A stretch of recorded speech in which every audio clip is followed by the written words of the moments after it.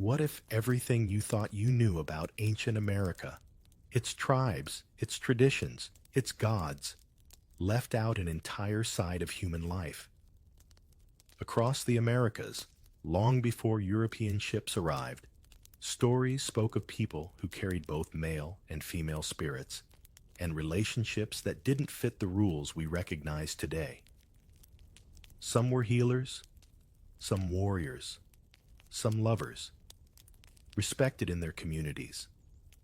Others were quietly erased after conquest, when colonizers called their way of life sinful and rewrote their history in their own words. So what did same-sex love mean in a world untouched by European morals? Was it faith, freedom, or something we still can't fully understand? The truth lies somewhere between legend and loss. Tell me the time you're watching this. Morning, night, or somewhere in between. And if you like history that gives voice to what was silenced, subscribe. No pressure, but the next story uncovers even more. Now, let's begin. Don't blink. The past speaks in embers, and if you exhale too hard, the line you need drifts away like ash. You step toward a ring of night fires on an American plain before Columbus is even a rumor, and your ears adjust the way eyes adjust to starlight. Women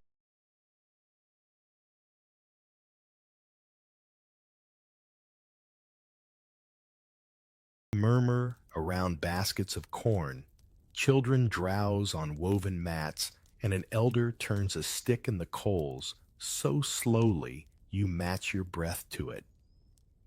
What people feel and how they pair lives here, but it hides in tone, in a pause, before a name, in a laugh that straightens a rule without breaking it.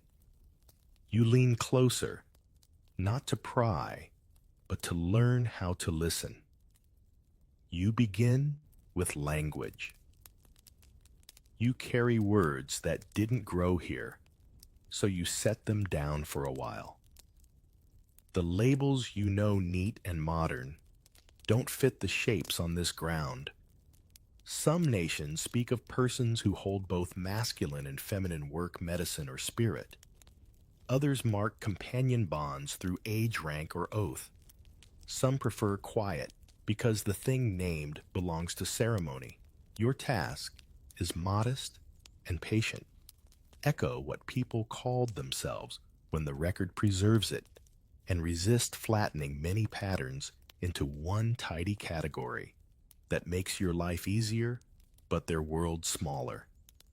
You also learn to read silence. You expect a missing page now and then. Instead, you find a whole library of smoke.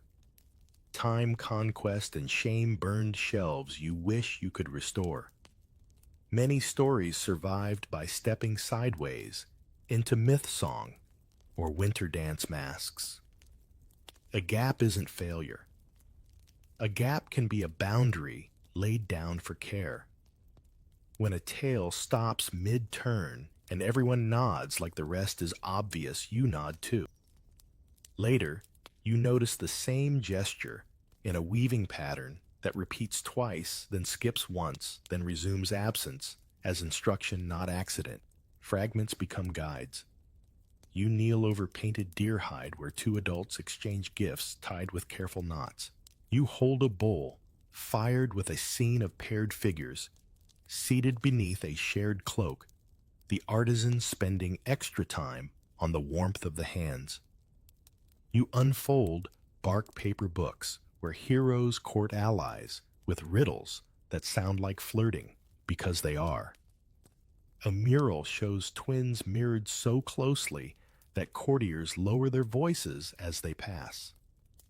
You tilt carved wood toward the fire and see how the maker curved the bench for two bodies instead of one. The bench is doing the talking, and you simply let it finish. Witnesses arrive from outside, and you treat them carefully.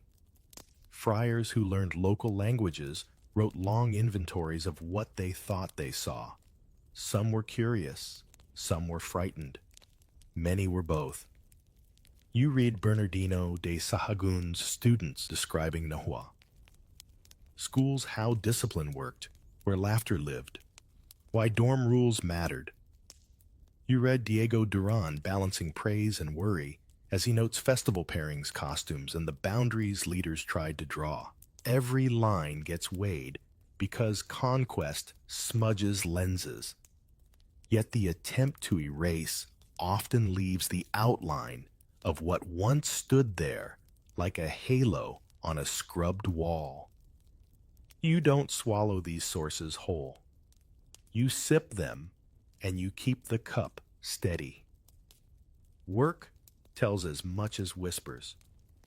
A person who takes on certain ritual jobs, who carries songs that mend, who carves masks for dances where gender moves like water, stands in a place defined by function, not confession. Traders cross long distances in pairs. Scouts travel 2 by 2 for safety. Artisans share benches until shared silence becomes a kind of grammar. In one town, a feather worker guild blesses a patient duo whose hands match like mirror tools. In another, the runner who carries messages chooses a lifelong tentmate because trust saves lives.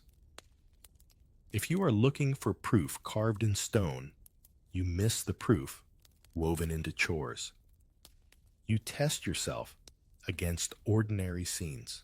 Market day begins with steam rising off stew pots, and behind a reed screen, 2 adults who share a grinding stone argue about salt with the ease of people who will split sandals and secrets for years. Sleeper mats are rolled with the same fold each morning, and no one asks about it because asking would be rude. A grandmother watches you over her spindle with that look that says in any language some things are simply arranged. Have you ever recognized a partnership not by the words around it, but by the calm with which 2 people move through a kitchen? That's a method here. Law enters and law loves to define exceptions. A code that warns students against certain acts in dormitories tells you dormitories are charged spaces.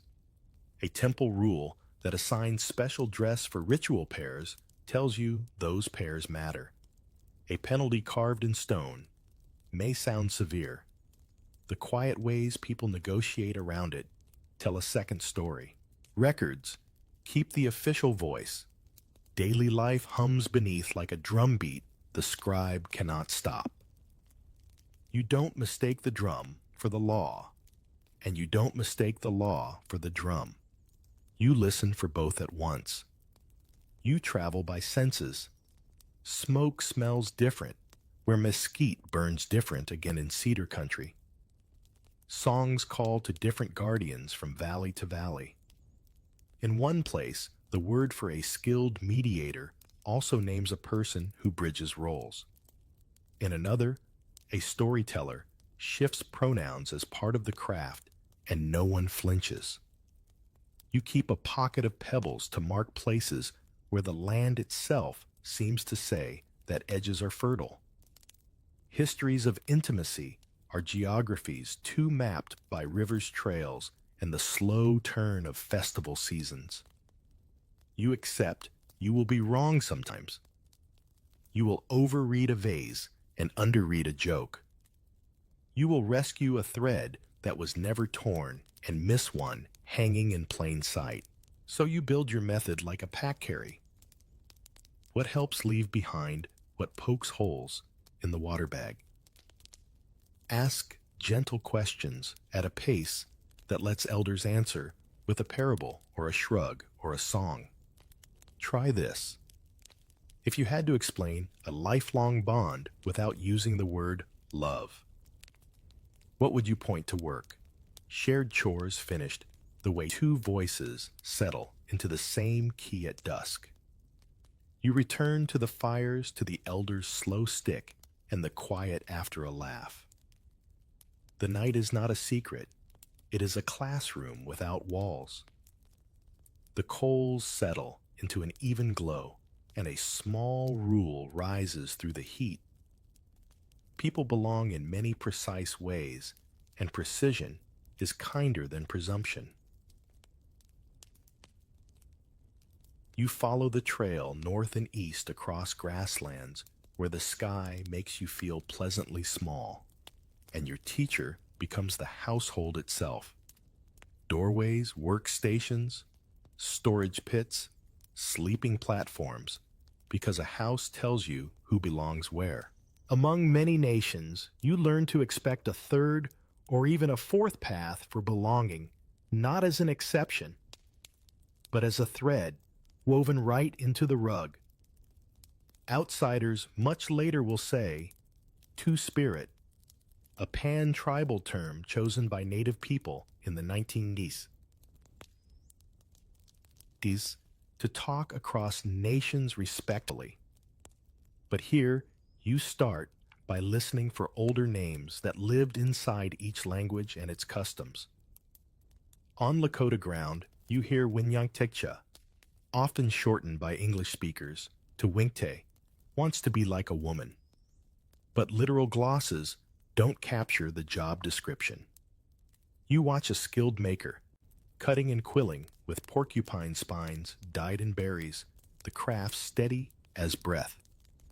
You notice how relatives consult this person for naming, for dreams, for the kind of advice that sits on the edge between daily life and ceremony.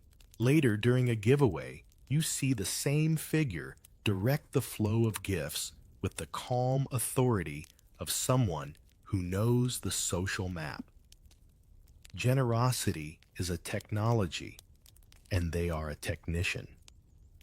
Farther west, with the Apsaluki Crow, you learn about Bate today. Many prefer the historical spelling Bede, and many Crow also use the English two-spirit. A name rises from oral histories. Osh Tish finds them and kills them, who fought bravely at the Battle of the Rosebud in 1876, while dressed in women's clothing, cutting an enemy loose from a fallen horse and turning the fight. You picture the scene not as spectacle, but as continuity combat skill alongside sewing skill, public valor beside domestic mastery.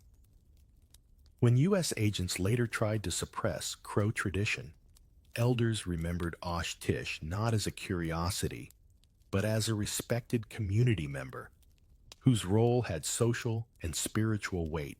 You slope southwest into Dine Bikea, and the word that arrives is Nadlehi, often translated one who is changed, or one who is in a constant process of change. You sit by a loom while the weft pats into rhythm, and the story comes. A Nadla Hai might be a gifted mediator, a caretaker of songs, a weaver whose designs hold blessing ways. A grandmother tells you, almost offhand, that harmony isn't a static line, but a moving target, and some people are built to find it while walking between paths. You file that line next to your memory of the market couple from last night, another quiet proof that categories serve balance, not the other way around. At Zuni, you meet the Lamana, a social role that combined work and dress forms associated with both men and women. The 19th century Lamana Wewa steps into focus, a potter weaver and cultural envoy who traveled to Washington, D.C. in 1886 and met President Grover Cleveland. You imagine that journey as a kind of translation marathon, not just between languages, but between worlds, explaining Zuni religion to people who keep calling everything costume instead of regalia, demonstrating skill while dodging caricature. Back home, The Lamana's authority sits in competence, and kin ties managing feasts, crafting ceremonial items, mediating disputes with an earned steadiness. Have you ever noticed how a person who makes good bread also tends to make good peace? North and coldward, the Arctic asks you to adjust your pace.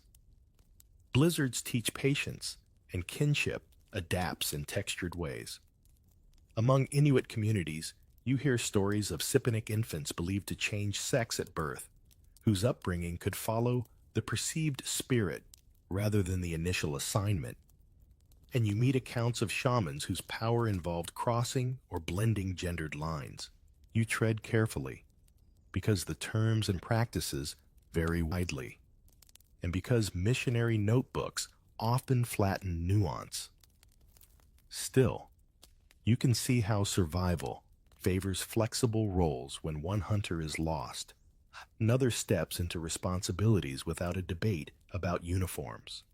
When spirits need addressing, the person with the right relationship addresses them. Back on the plains, you consider work.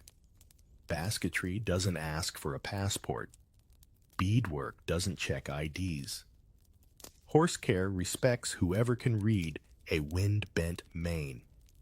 Many nations located gender in the doing as much as in the being. A respected two-spirit person might handle a family's prized regalia, compose victory songs, or lead mourning rituals with the exactness grief deserves. In the lodge, you notice whose hands move first when a crying child is passed around, that small, practical indicator of social trust. If you needed help at midnight, splinter in your palm, a story souring your sleep, whom would you wake? Kinship diagrams become your bedtime puzzles. In some places, adoption practices and classificatory kin terms created spacious households where the presence of a two-spirit relative felt as common sense as having an aunt who could outshoot uncles, or a grandfather who secretly baked the best pies. You watch a young person discovering they prefer tasks on the other side of the hearth line, and instead of panic, you see relatives rearrange chore schedules like a weaver switching colors mid-row. The rug still holds. Ceremony sets boundaries without making cages. In one community, a two-spirit singer holds the refrain of a healing song that everyone else keeps missing. Once found, the refrain clicks into place, and the entire longhouse breathes easier. In another, dancers shift steps across gender-coded patterns during a winter game that is also a lesson. You realize that ritual teaches the body to be bilingual. Have you ever tried writing with your non-dominant hand for a week and noticed your brain feeling wider? Something like that. Colonial documents intrude with their anxiety, and you read them anyway, highlighter in hand and skepticism tucked behind your ear. A Jesuit describes men acting as women with confusion lined in the margins. A U.S. agent scribbles that a certain person refuses to wear proper clothing, telegraphing whose proper he means. Yet even hostile descriptions preserve evidence. When an official complains that two-spirit people hold ceremony roles that cannot be replaced, he accidentally tells you just how central those roles were. You take a modern aside gently. The English umbrella, two-spirit, is new, adopted at a 1990 gathering in Winnipeg as a respectful way for Native people to talk to one another across hundreds of nations, stressing spiritual, social, and cultural dimensions rather than just sexual behavior. Today, two-spirit societies and powwow specials help younger people find elders, stories, and language. If you're listening to this under a blanket right now, maybe with a mug of tea, you might ask yourself, Who were the household historians in your own family? The ones who remembered birthdays, lyrics, and which cousin preferred, which soup. Cultures keep that role formal. It keeps communities stitched. By evening, you're back at a fire thread on your fingers from practicing leaf pattern beading you will not brag about to anyone. Someone tells a joke about a trader who boasted he could carry 3 bales at once, and then married a person who could carry 4, and the laughter has no sharp edges. The house around you is a grammar rafters, resting on posts, posts on packed earth. People on woven mats, rolls, resting on work and kin. None of it a museum piece, all of it alive. You angle southeast into humid air that smells like limestone after rain, and a city of stair-step temples rises out of the jungle as if it had simply paused to catch its breath. Palace walls breathe etiquette here. The classic Maya loved protocol, the way master weavers love a hard pattern, every gesture nested in another gesture, and every cup cloak and bench says who stands close to whom. You begin, as ever, by watching hands. Courtly ceramics become your tutors. You turn a painted cylinder in the light and see 2 young nobles seated shoulder to shoulder on a low bench whose curve, yes, is made for 2. The painter lingers on the paired pose knees tilted the same way, belts tied in mirrored knots. One sleeve loosened as if to say, we belong in the same sentence. A caption band of glyphs curls along the rim, naming the vessel as a chocolate drinking cup. Probably a gift, and just possibly a gift exchanged within a companionship that mattered to a household's reputation. Elite bonds often traveled through presents, shell jade, feather capes, and a cup like this is a stage for loyalty in miniature. You practice reading ovals and curls the way you once practiced reading smoke. Epigraphers show you signs that stack titles ajaw. Lord Sajal, subordinate lord, A.J. Kuhun, keeper of holy things, and sometimes a phrase that amounts to his companion or paired with rides near 2 names on the same scene. You keep your caution because glyphs are subtler than hasty translations, but you also keep your eyes, painters, repeatedly draw close male pairs at ease, passing a fan sharing a cloak edge, steadying a headdress that takes 4 hands to balance. If you've ever watched 2 best friends coordinate a ridiculous wedding outfit, without speaking, you already understand half the grammar. A story older than the palaces wins through everything the hero twins of the Highland Quiche. Popol Vuh, Huna Apu, and Ixbalanque, who outwit the lords of Xibalba with teamwork so tight their dialogue often reads like a single voice echolocated between 2 bodies. Yes, the Popol Vuh was written down in alphabetic script after the conquest. Its bones are older than most of the staircases you're climbing. On painted vases from the lowlands, twin-like hunters, ball players, and mirror image youths appear. Again and again, sometimes explicitly keyed to the myth, sometimes just wearing its silhouette. Twins make a template for intense male partnership. 2 people acting with one mind in jokes, stratagems, and late-night plans that outpace formal rank. Etiquette is where intimacy goes to stay respectable, and the Maya mastered that art. You watch how attendants lace a lord into regalia. One steadies the backplate. The second checks the knots. Both hover at shoulder height, not kneeling, not quite equal, but clearly trusted. The same dyad appears at banquets. One pours cacao, while the other fans the drinking foam, just so.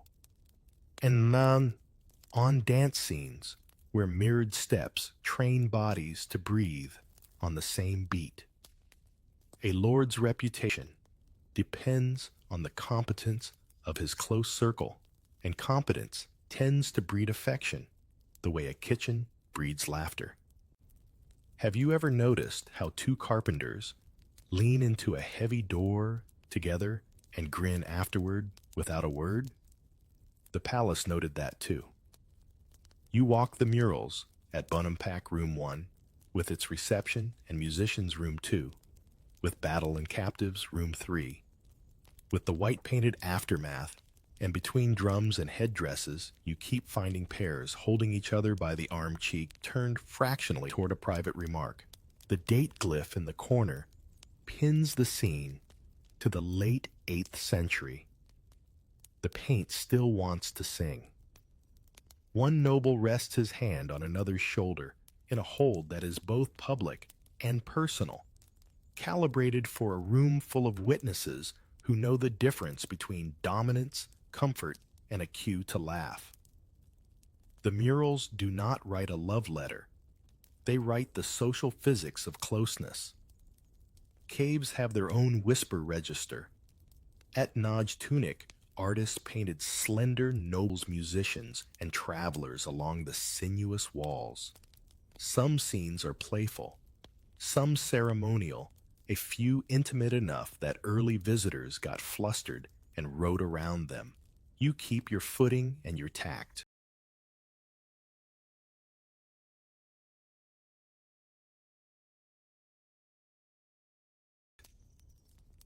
What you can say is that pilgrimage sites preserved images of male friendship, play, grooming, and shared rest without embarrassment.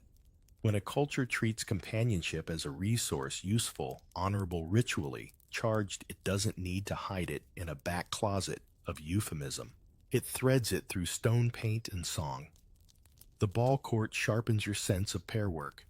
Even in solo heroics, the classic game requires tandem timing, one to feint one, to drive one, to rebound a heavy rubber ball with a hip as the other reads the bounce. On vases, ball-player duos tie their protective belts for each other, an intimacy closer to firefighters checking each other's gear than to any modern romantic script. Myth agrees, the twins descend into danger, not because they dislike rules, but because they can anticipate each other across silence. And that anticipation feels there's no other word tender. You slow down with titles again. Sajal often translated vassal or subordinate lord, sometimes appears next to a senior's name in ways that suggest not only hierarchy, but attachment, like his Sajal, the one who handled business travel, and the social choreography of arriving on time with the right gifts. The term choke, usually youth or prince, marks late-teen young men who frequently show up as paired attendants.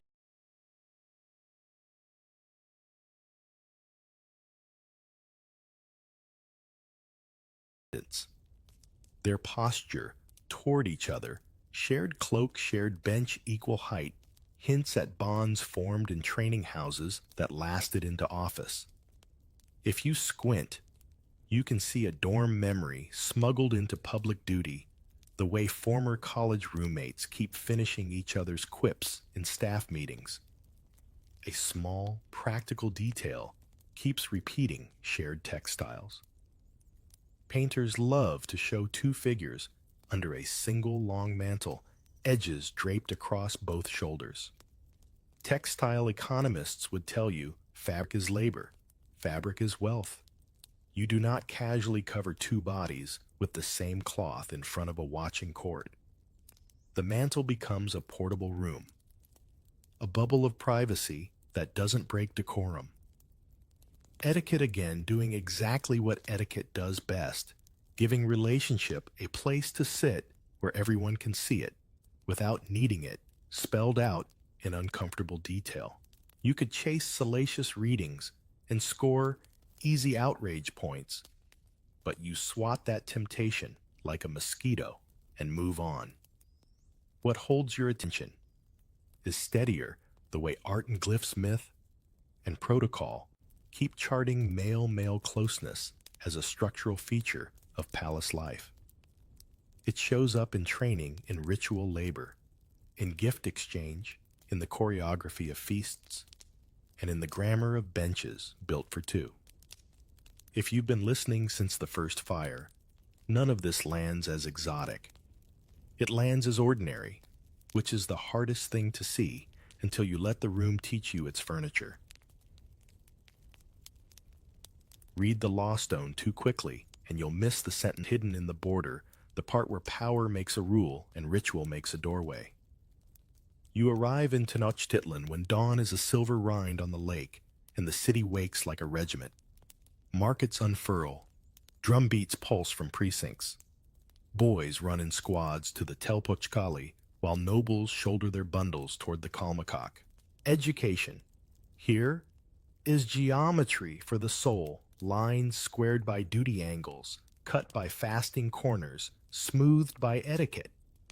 You tuck yourself behind a column as a priest lays out the dorm rules in a voice that would make any modern RA proud. Rise before first light. Bathe, sweep, speak humbly.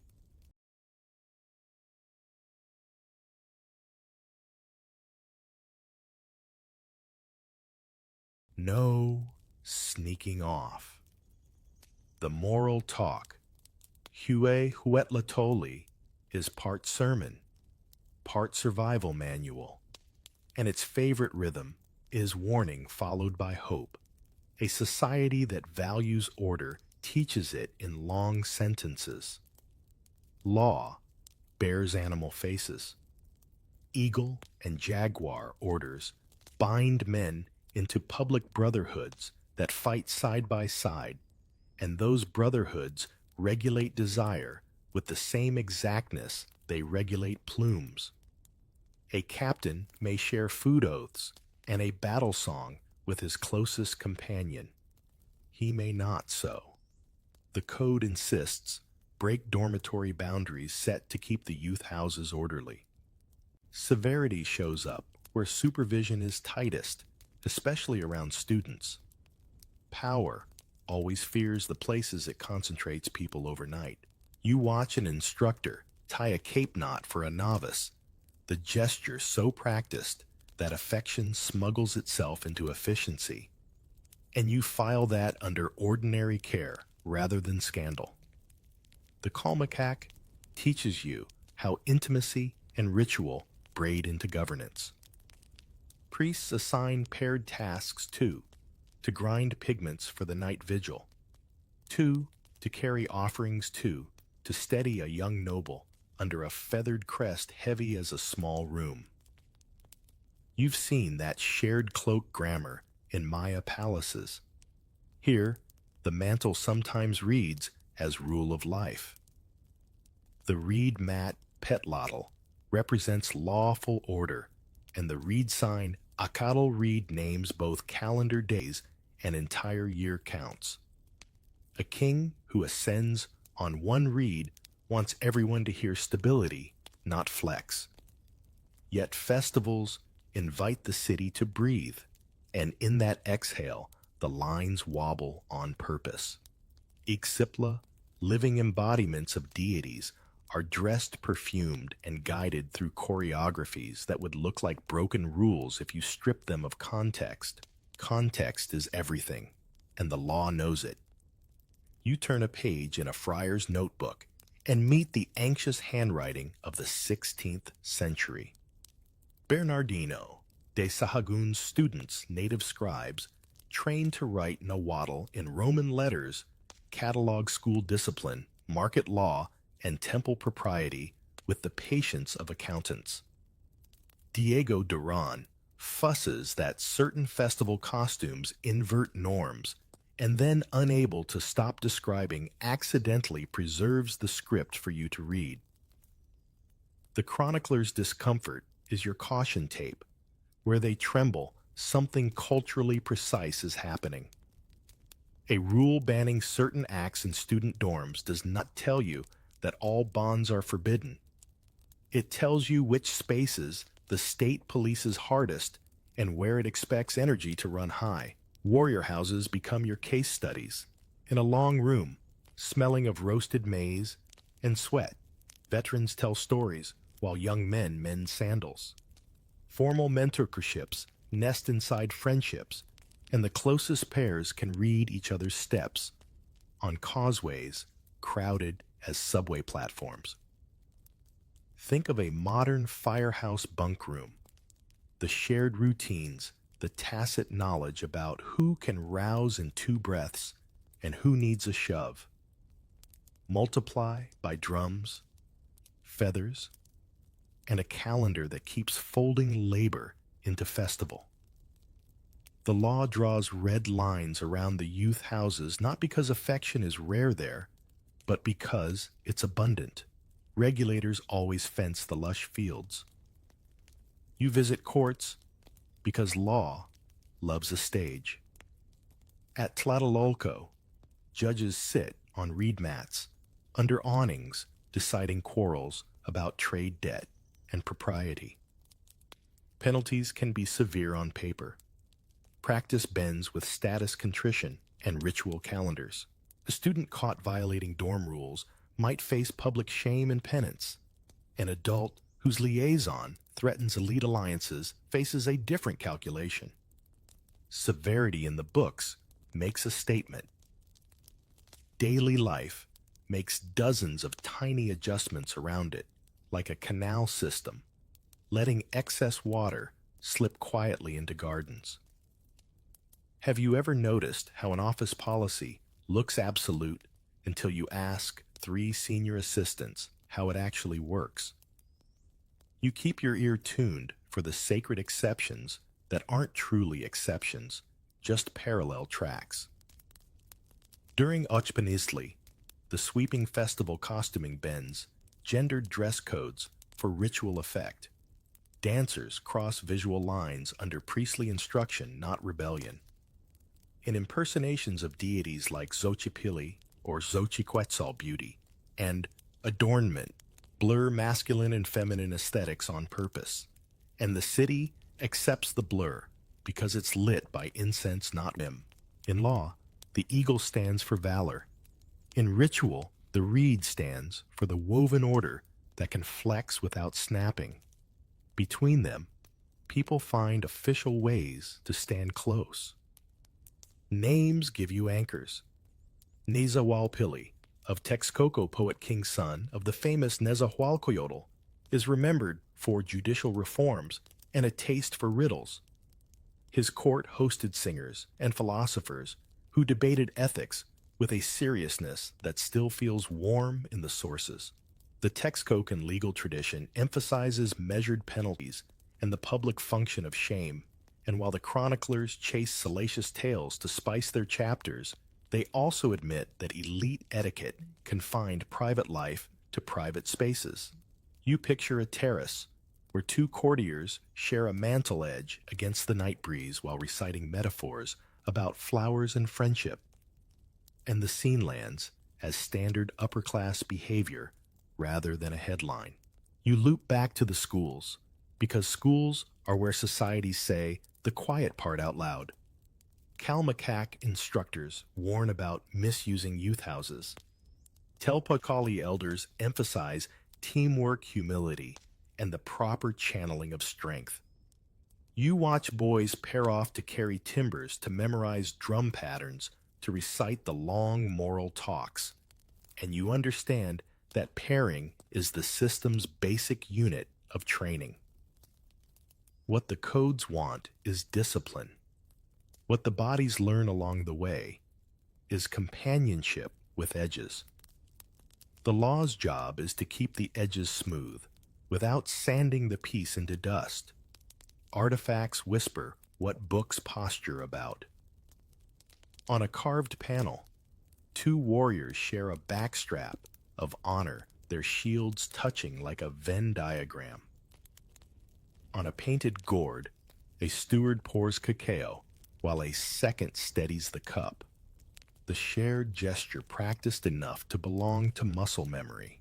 Craft economies convert time into textiles and textiles into status.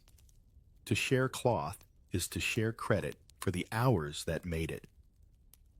When you see two figures under one cloak in public, your mind remembers that palace bench built for two and the market couple behind the reed screen. Furniture fabric and law keep telling the same story from different angles. You pause on a causeway at dusk as the lake turns to hammered copper and the city exhales again. The codes of eagle and reed don't cancel tenderness. They choreograph it, channeling energy into oaths, into service, into ritual labor that keeps the island's stones tight. Rules draw lines. Festivals draw circles. People learn the steps that move between them without tripping the drumbeat. You climb until your breath turns thin and metallic, where terraced hillsides look like ribbed shells cupping the sky, and the hum you hear isn't insects, it's a state running on schedules. The Andes organize people the way stone organizes water into channels.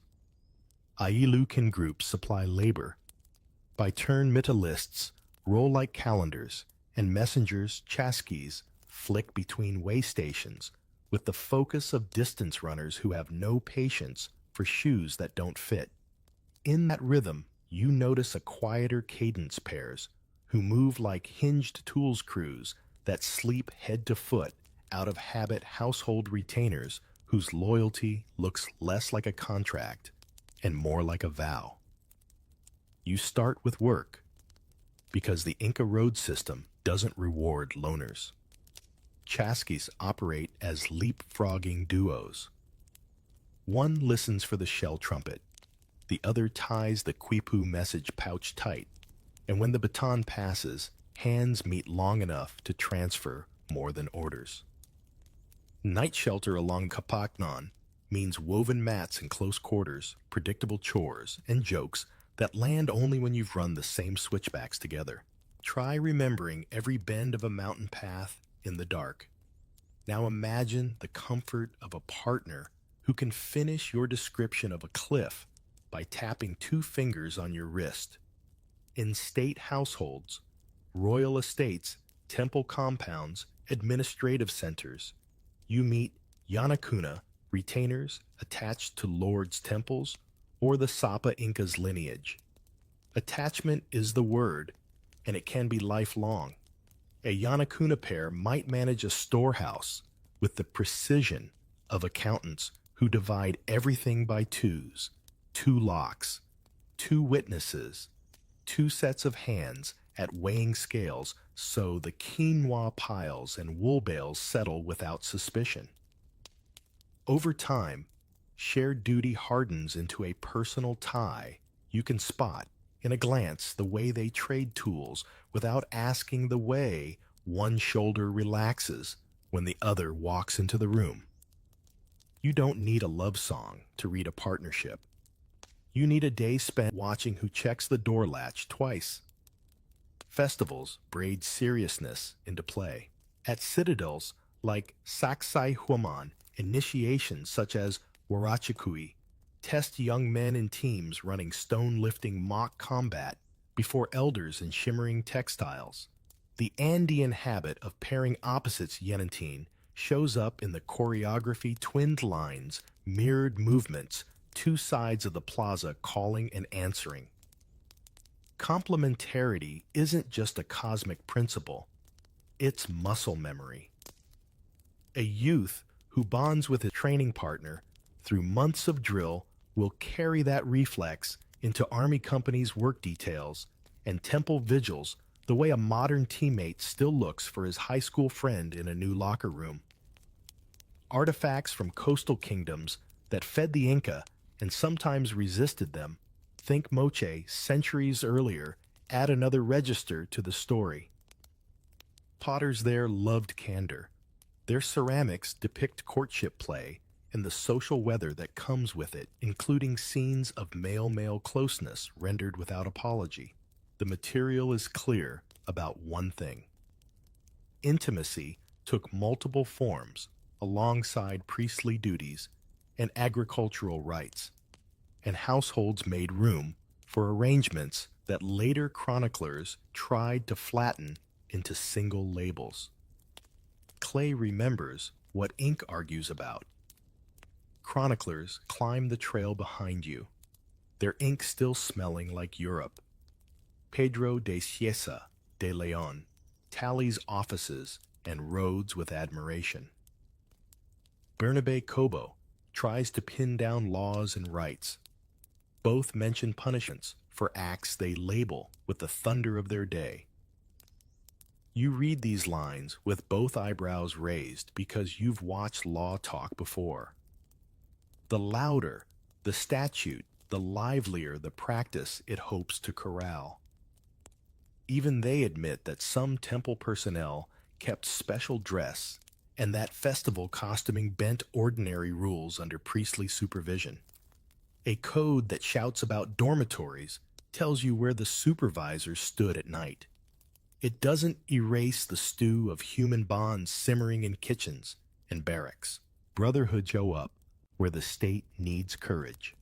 In a frontier garrison, two veterans share a sling of dried meat, repair each other's sandals, and swap the same poncho between sentry turns because the wind at that altitude chews clothing like an animal.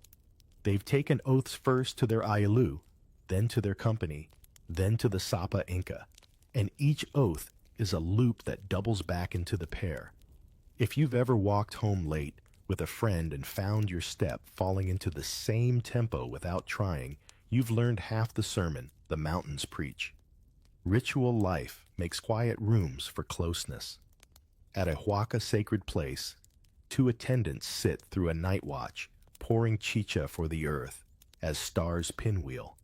Speech thins until only necessary words stay. One knows the constellations. The other knows when the llama hair burns just right for an omen. Together, they hold a threshold between village and unseen neighbors. If someone asked either to define the relationship, he might name duties, not feelings, because the Andean way often hides tenderness inside function.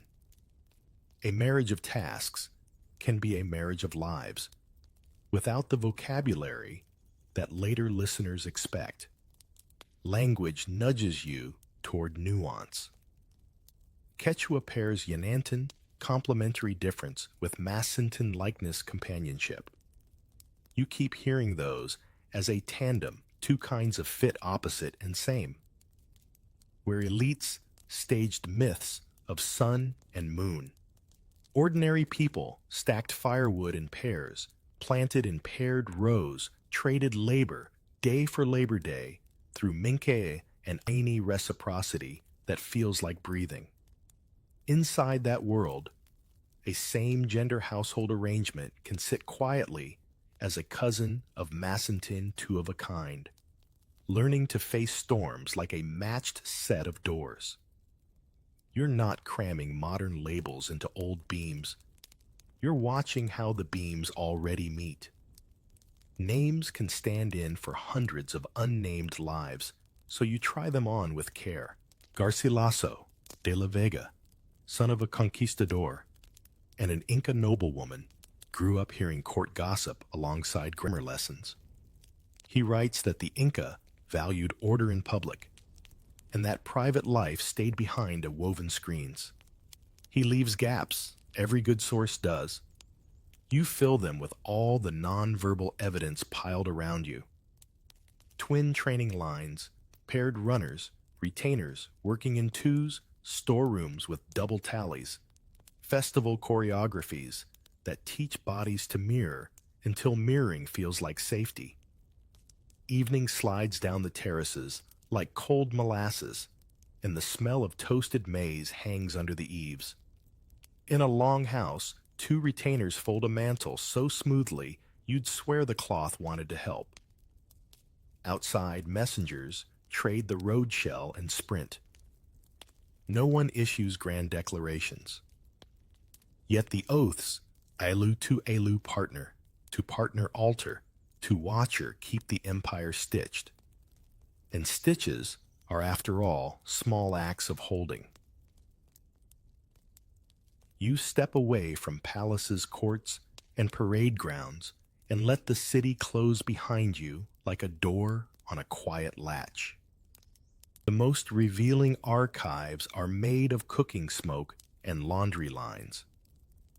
You keep your ear tuned to patios, workrooms, and the shady strips where water jars sweat. If love has a library, it hides between a grindstone and a basket lid. At Teotihuacan, yes, older than the Mexica capital you just left, you pass into an apartment compound where rooms braid around courtyards like beads on a string. Families share walls and ovens. Altars hold household gods dusted with copal. A potter's wheel squeaks in a rhythm that could lull a toddler. Here, partnership announces itself by convenience and trust. Two adults coordinate a day like a pair of long-distance cyclists drafting each other's wind. One checks the stew, the other barters obsidian flakes for chile. Both know when to duck the neighbor's rooster. No proclamation, just a choreography that has the smoothness of practice. You watch how beds are made and unmade. Woven mats roll tight each morning. The same two hands do it every time, with the same flip at the end that keeps the weave from bunching. Cups line up in pairs on a shelf, not because anyone wrote a poem about it, but because it speeds breakfast. Practical symmetry turns into social symmetry. Have you ever recognized a friendship simply by the way two people move through a kitchen? No collisions, no talk. Needed a dance that's been rehearsed by 1,000 small mornings households recruit broadly. Fosterage, place a child with another home to learn a craft. Join a trading route or balance a keen ledger threads the continent. Among Pueblo peoples, a child might live with a maternal uncle during certain seasons, learning ritual obligations by osmosis. In a Maya town, a boy apprenticed to a scribe could sleep under the scribe's roof, absorbing not just glyphs, but jokes, manners, and the odd, delicate intimacy of shared lamplight. In the Andes, the arrangement shows up as day-for-day labor exchanges, where a youth rotates through allied households and returns with skills and sometimes with a loyalty that sticks to a particular doorframe for life. Fosterage doesn't announce itself as romance, yet it seeds adult networks that look decades later like chosen kin. Chosen kin is one of those phrases keys that sounds modern until you realize the old methods invented it only with different names. A trader who survives a winter crossing with another trader and splits 3 near disasters may seal that history with gift exchange, lodging rights, and ritual obligations that bind their homes together. 2 weavers who manage an order of ceremonial cloth with a deadline no reasonable person agreed to might end up linked by standing feast invitations and the right to scold each other's cousins. The words brother and sister do a lot of work in these houses, and they can stretch to cover bonds that run deeper than a genealogy chart. You linger by doorways because doorways run the social software. Who stepped through without knocking? Who is handed a gourd of chocolate or corn beer without waiting? Who gets teased by the grandmother and teased back? On a hot afternoon in a Gulf lowland town, 2 adults nap back to back on the same reed mat after grinding maize for hours, their sandals touching like a promise. The scene doesn't need commentary. If anyone asked, they might say they share work or house not feelings because the language of duty does the privacy work that modern listeners try to make the word relationship do all by itself. Markets write love notes in ledger form. A paired stall, spices on one side, gourds on the other, survives thin seasons better than a single stall because it can lean across the table for credit. You see a pair operate like a two-person orchestra. One haggles, one raps, one slings, jokes, one remembers exact change by touch. When a child skids in with bruised knees, both hands reach for the water jar. If you've ever worked a cafe shift with a partner who can read your mood from the clatter of cups, you recognize the current humming here. Religion keeps rooms open for quiet arrangements without announcing what it's doing.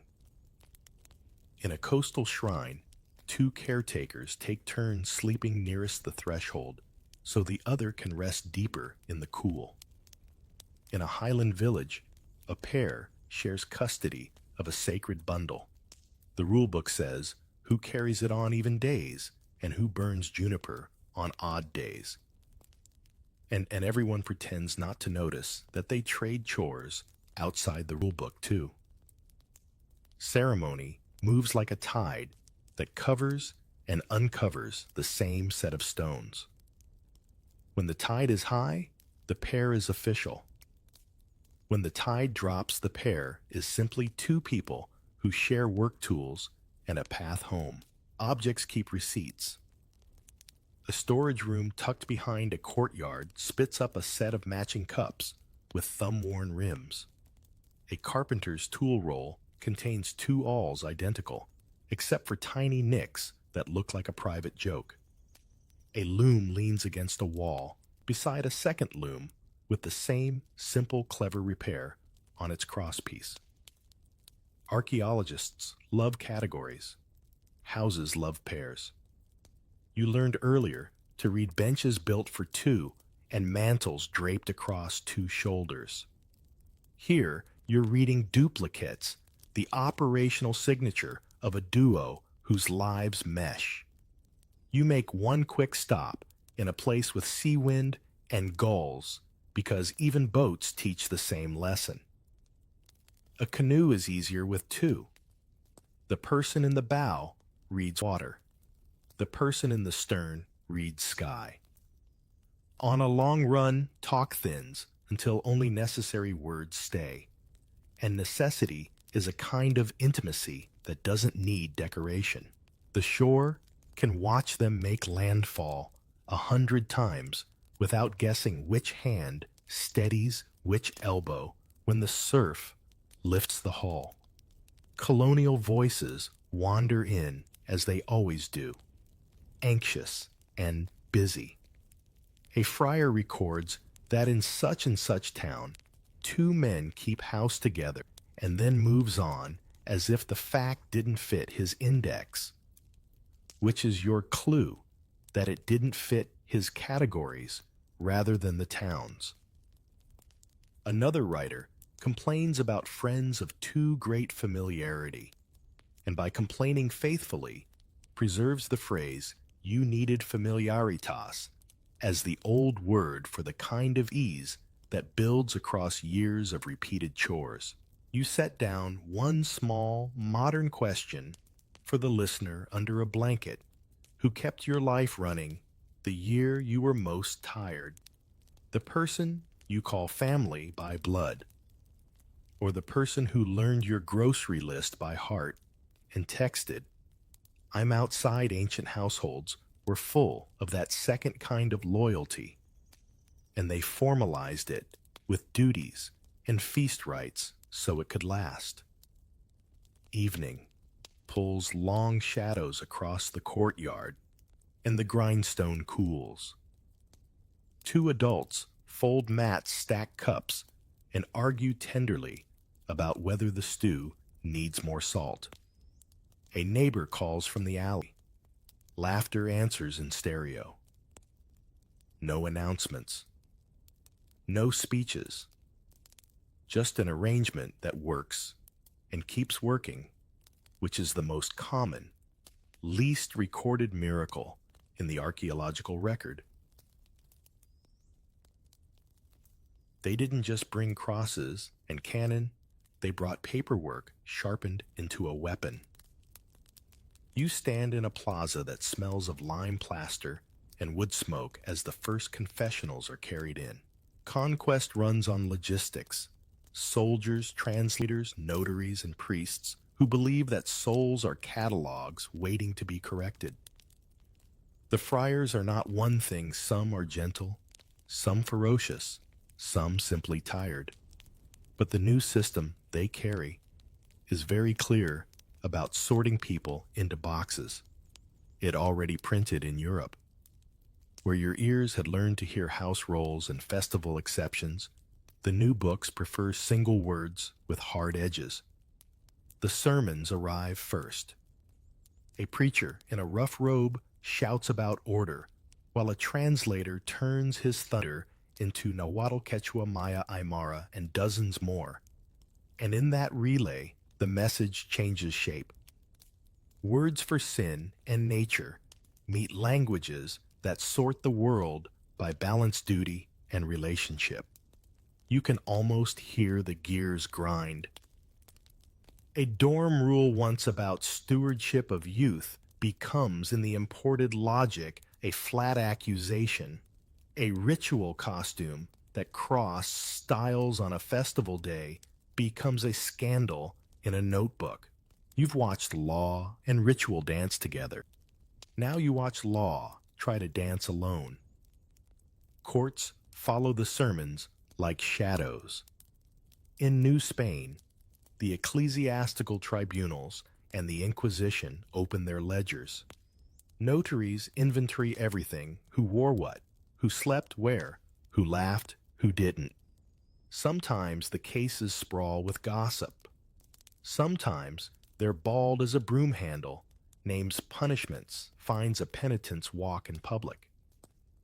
In the Andes, diocesan courts collect denunciations that read like cramped plays with too many understudies.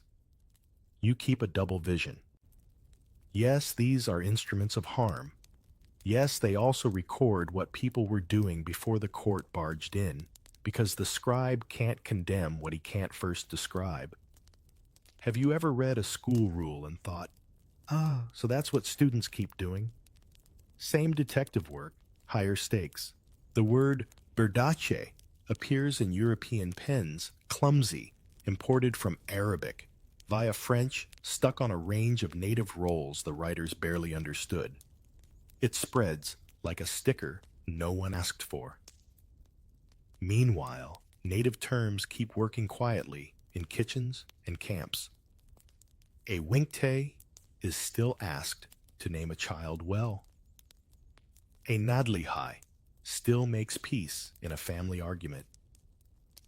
A lamana still sets a feast in order so it starts on time. You learn to watch the gap between paperwork and practice. Paper claims a victory. Practice keeps a smaller, stubborn room open under the stairs. Missionaries disagree among themselves, and that crack lets some light through. Bartolomé de las Casas pleads for gentler conversion. Sahagun's learned informants preserve entire libraries of Nahua, speech etiquette, and industry. Jesuits learn languages so well they can pun. Then a different set of officials storms in with bonfires for idols and red pens for anything they don't expect to see in a dormitory. You recognize the pattern from earlier cities. The tighter the regulation, the more energetic the life it tries to fence. Eagle houses once drew lines to keep youthful heat from burning the rafters. Now, the lines come from governors who mistake heat for crime. Ritual life adapts in small, precise ways. A dance that once crossed costume boundaries under a god's gaze reappears as a Saints' Day procession, steps intact, textiles recolored to please a new audience. Masked clowns, those licensed misrule makers you met near Winter, carry jokes forward that only insiders hear. In mission towns, a brotherhood cofradia cares for a statue with a duty roster that pairs the same two caretakers year after year. Outsiders see devotion. Insiders also see a household arrangement with the church's keys hanging on a familiar nail. If you've ever watched an office rename a thing without changing its function, you already understand syncretism at the level of brooms and buckets. Punishments bite hardest in crowded spaces. Boarding schools, long after the first wave of conquest, echo the old dorm anxieties, imposing uniforms and schedules that erase language first, then gesture, then friendship style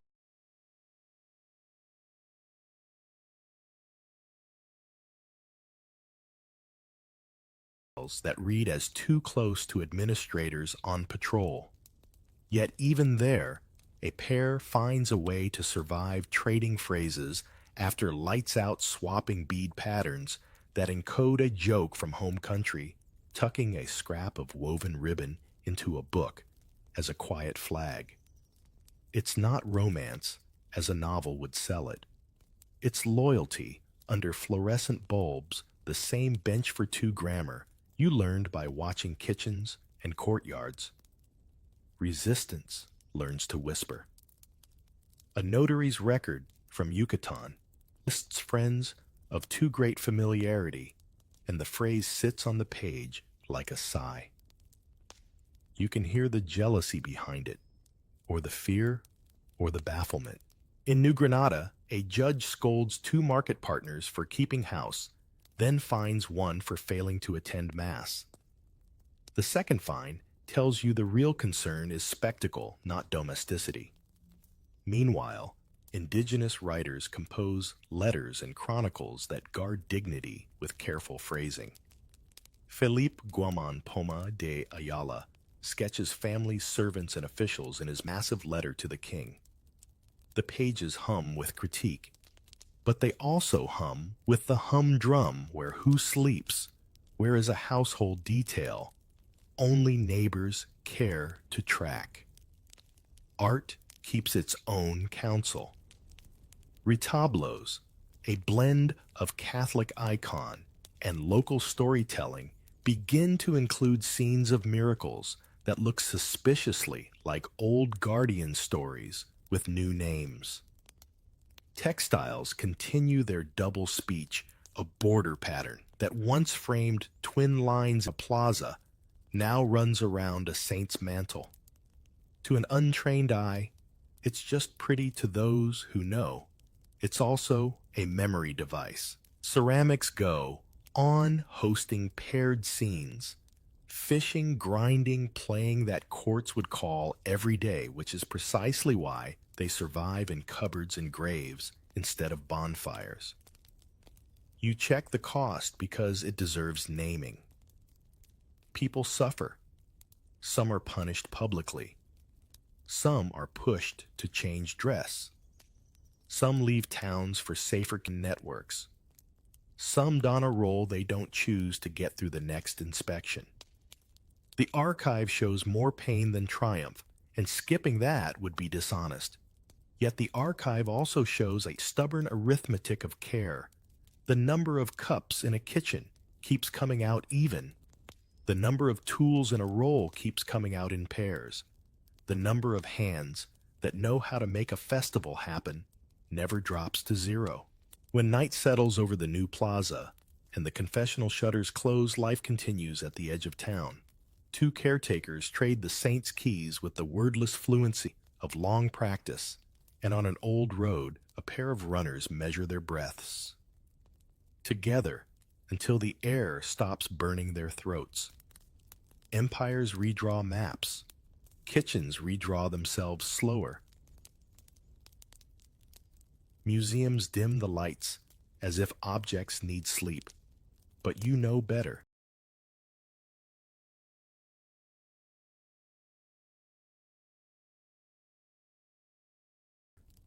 This is when they start talking. You begin with clay, because clay forgives mistakes and remembers fingers. In a coastal gallery, a row of moche vessels curves like a choir. Whistles shaped as paired musicians sit shoulder to shoulder. Cheeks puffed, eyes half-lidded in the same practiced concentration. The spouts rise like twin notes. Another stirrup spout shows two adults under a single textile canopy, hands poised in a gesture that is equal parts ceremony and comfort. You keep your lens steady on craft choices. The potter exaggerates the canopy's drape, invites your eye to follow the arc that covers both figures and gives each hand the same attention. When a maker spends extra time on symmetry, that's not laziness. That's a thesis. Textiles speak in arithmetic. Chimu and later Inca tunics stack small figures in repeating grids. Some squares show pairs arm in arm. Others mirror each other across a line, a visual Yonatan that turns cloth into philosophy. On a mantle border, twins run toward each other and never quite meet, looping around the edge so the motion never ends. If you've ever used a phone wallpaper that quietly makes you calmer, you know how pattern can do emotional labor. Here, the labor is social. It trains eyes to expect partnership as the base unit of order. You move inland to a case of shell gorgets from the Mississippian world, finely carved discs once worn at the throat. One shows two figures, facing arms, angled in a shape that reads as both dance and pact.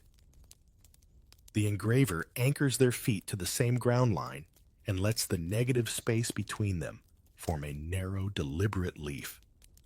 When absence has a shape, the carver is telling you a third thing.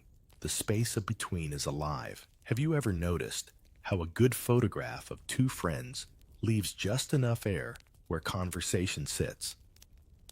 Gorgets figured that out with a shark tooth for a chisel. Figurines murmur in different dialects. The Tlatilco people, long before imperial capitals, favored double-headed figures and paired compositions that play with duality without asking your permission first.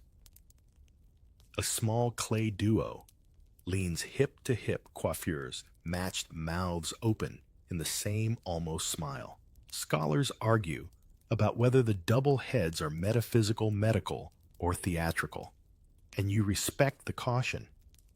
Still, pattern recognition nudges your elbow. A culture that loves doubling in miniature also recognizes doubling in life-sized arrangements.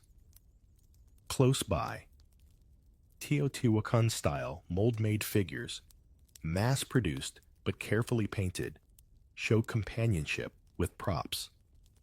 Two incense bearers share a single base. Two priests share a fan.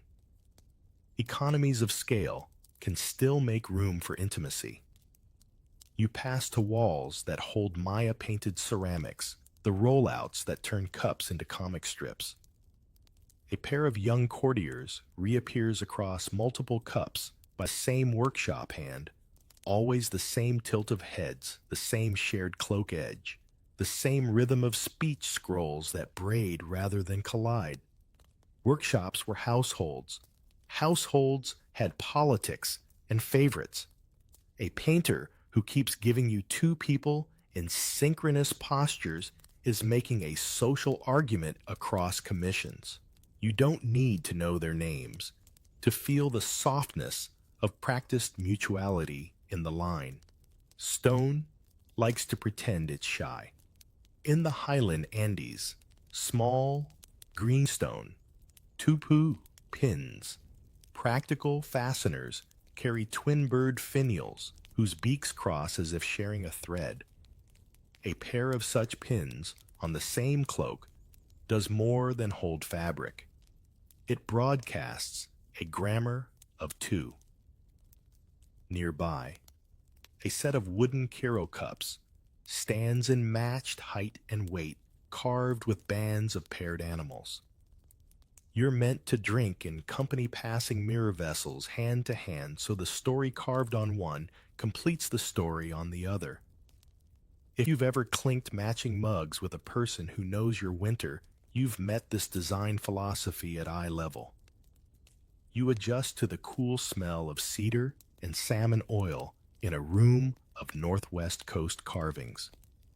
A bentwood box's lid shows two beings whose faces interpenetrate, eyes doubled mouths joined by a flowing form line that refuses to choose a border. The box once stored wealth and history. Its lid declares that memory itself is relational. Another panel stages a canoe with two paddlers whose bodies are nested into the same design current. The artist could have separated them cleanly, but did not. That refusal becomes a statement about how lives travel, not parallel lines, but entangled curves that stabilize each other against tide. Metal hums its own tune.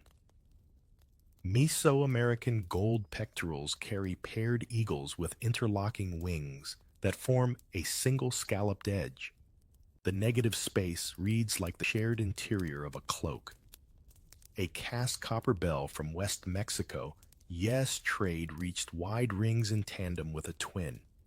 You know because the clappers are tuned to answer each other a duet hard-coded into the alloy. Who takes the time to tune bells in pairs unless they expect them to be heard together? Sometimes the clue is where not image. A pair of stone metates grinding slabs shows identical scoops, the same right-hand dip, the same slight nick on the corner where a pestle caught both, repaired with the same resin at the same height. Archaeologists could log them as two. Your kitchen scent says household signature. The same applies to paint palettes with twin depressions stained in matching hues, to spindle whorls balanced as if the same palm weighed them, and to flutes drilled for harmonizing intervals. Tools keep the receipts that narratives misplace. You circle back to scent and sound because museums can't display those, but objects can trigger them. A whistle bottle pours, and you can almost hear breath sharing the spout. A textile's greasy lanolin smell lingers along the hem, where two hands folded it in the same way for years. Ask yourself which object in your home would tell a stranger that your life runs in tandem. The double toothbrush cup, the two keys on the same hook, the pair of worn spots on a sofa. Ancient rooms had their versions, and they made it into graves and caches precisely because routine love lifts ordinary things into the category of worth keeping. Iconography also hides in what repeats across distance. Shared cloak scenes in the Maya zone rhyme with shared mantle scenes in central Mexico. Paired runners carved in the Andes rhyme with paired paddlers on the northwest coast. Cultures are not copies of each other, and you keep your respect for difference. The rhyme lives at the level of human advantage. Doing hard things in pairs works, and artists like to honor what works. That's why benches curve for two, why mantles widen for two, why cups are sold as a set, why border patterns teach eyes to expect balance with company. And when a colonial hand tries to overwrite the picture, the objects develop thicker skins. A retableau painting inherits a border pattern from an older textile. A saint's robe borrows a twin bird motif. A mission-era pot keeps the whistle pair under the same handle. The court records can shout. The clay and cloth go on repeating themselves until the message becomes background again. You leave the gallery with the pleasant ache you get. After a long museum day, that sense of having walked through 100 rooms of quiet conversation. In your pocket, you keep no shards, just the method. Watch for twos, watch for mirrored wear, watch for negative space doing active work. Trust the time that hands invest in symmetry, and remember that furniture and fabric are sometimes the clearest historians in the building. You slide into the season when the evenings grow long enough to hold a whole village, and the room teaches you in code. Elders like to say that winter isn't just cold, it's organized story, on the hour song, on the half laughter used like medicine at the end of each segment. If law writes its rules on stone, memory writes its rules on rhythm. You settle your weight on a woven mat and let the first drum beat set your breathing. The song keeper starts with a melody everyone knows, but no one ever sings exactly the same way twice. In the refrain, two voices braid call and answer until the line sounds like a single thread with two colors. You've heard that social physics before, in shared cloaks and benches built for two. But here, the evidence is musical. The harmony trains everyone's ear to expect companionship as the normal key, so when the storyteller later slips in a pair who travel together, the room hums yes before the line even lands. Have you noticed how a tune can make agreement arrive faster than a speech? Masked dances put muscle on the lesson. Among Pueblo peoples, clown societies move as licensed contraries, teasing, correcting, and translating rules into jokes so the point sticks without bruising pride. Two clowns mirror each other across the plaza. One exaggerates greed, the other generosity. One takes the long way round a water jar, while the other walks straight up and shares until the crowd laughs at the first and relaxes into the second. The joke is the syllabus. Somewhere between the steps, you read another message. A society that keeps a formal place for paired performance also keeps space for lives that run in tandem. In the far north, drums turn a house into a safe archive. During a drum dance, partners sit shoulder to shoulder, one singing the lead, the other catching the echo, a heartbeat behind a delay set by breath and snow. Stories of shapeshifters and wise mischief travel on that beat, creatures who cross boundaries to restore balance, friends who swap tasks when the storm makes mockery of job descriptions. When a tale ends with two people sharing the last startup of dried fish without counting, no one needs the narrator to underline a moral. The house catches it anyway. West of the Great Plains, a winter count keeper unrolls a painted hide and touches a fingertip to the sign for each year. His voice narrows the room to a circle, and with the calm of someone sorting seeds, he notes the season when two hunters shared a lodge and saved our boys, or when the singer returned and the second voice found the lost refrain. Outsiders hunting for scandal miss it. Insiders hear a roll call of practical loyalties. That's the thing about codes. You have to be fluent in the ordinary to catch what's extraordinary about it. The Maya keep theater alive as a memory engine. In Highlands, centuries later, a dance drama performed for a saint's day, masks, capes, stamping steps, carries scripts rooted in pre-conquest etiquette. Two rivals shift into partners at a crucial turn and finish the sequence in lockstep, a gesture the audience knows by heart. The text names Christian princes. The choreography remembers older courts. Gesture does the storing that titles can't do openly. Have you ever switched the labels on two files and still known exactly which one is which? Just by the weight in your hand, Performance does that on a civic scale. In Mexico, moral talk, those long, Huehuetlatoli speeches, a father tells a son that life is slippery slick, and the trick is to walk carefully, leaning toward a trusted shoulder so you don't fall in the mud. Later, when festival clowns parody dorm mischief, two youths trying to sneak a nap behind a pile of reeds while swapping chores, in a way the audience recognizes, the laughter lands as relief and reminder at once. The culture knows young energy needs a channel, so it builds channels you can dance through. Andean plazas do their version, with paired lines in the Great Circle. Dances Yanatin made visible, Masintin made audible. Two halves of the town answer each other across a drumbeat. Bands face bands. Households face households. Pairs face pairs. The masters of ceremony watch for alignment. Are the lines straight? Are the hands right? Does the crossing happen on the breath? It looks like festivity.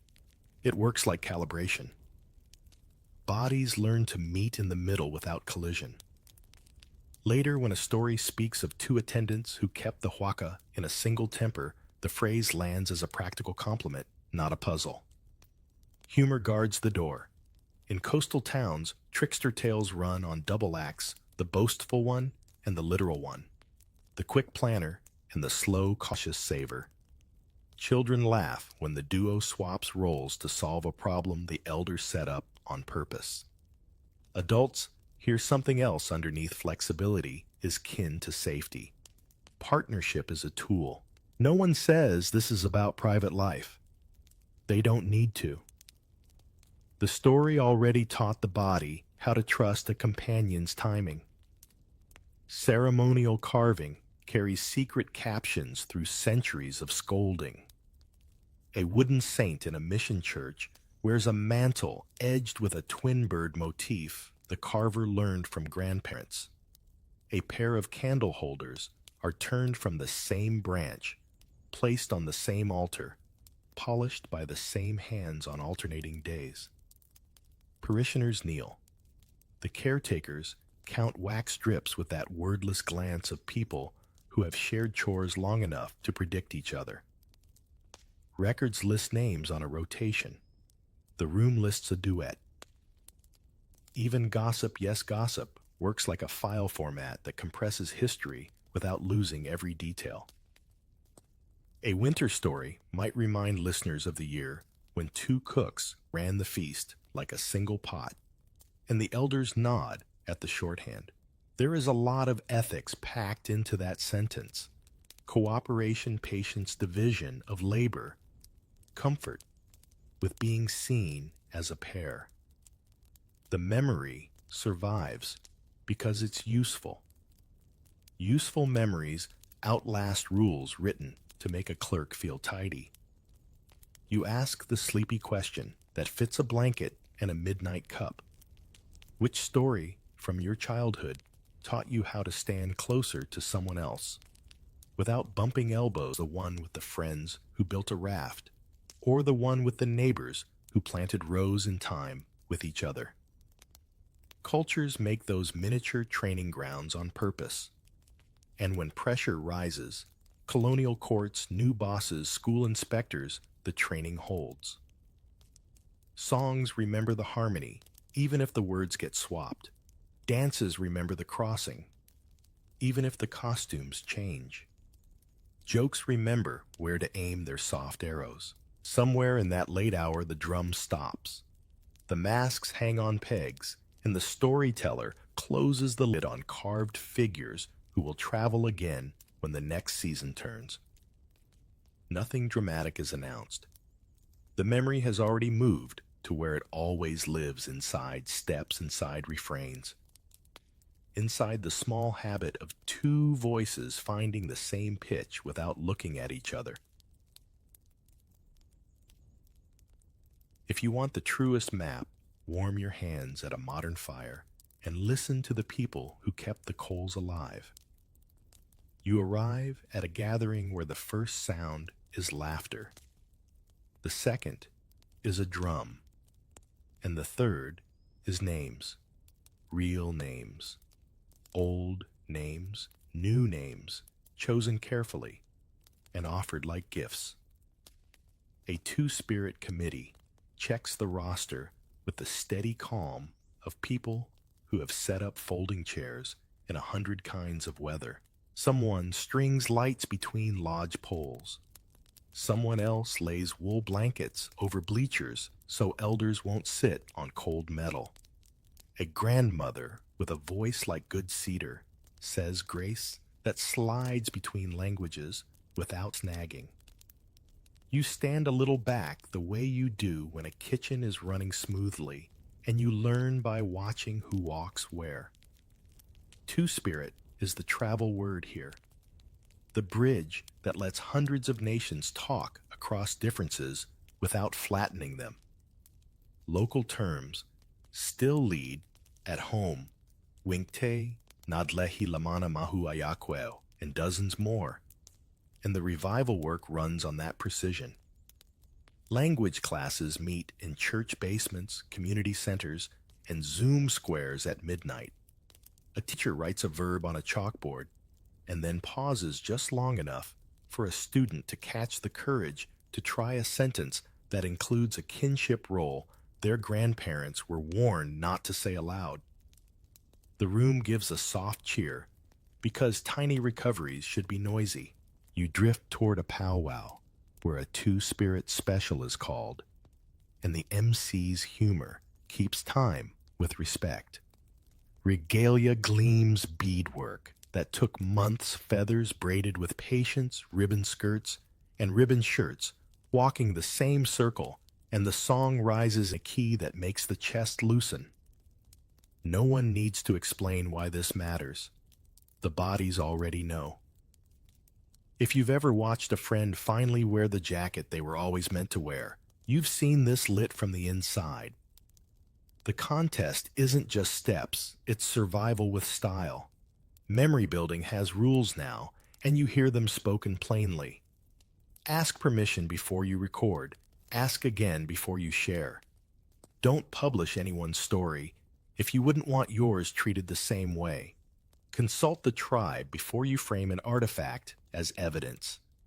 Remember that some knowledge belongs to a season and stays put when the season ends. Researchers bring new tools, 3D scanners, databases, high-res photography, into community spaces only after the tribal archivist nods.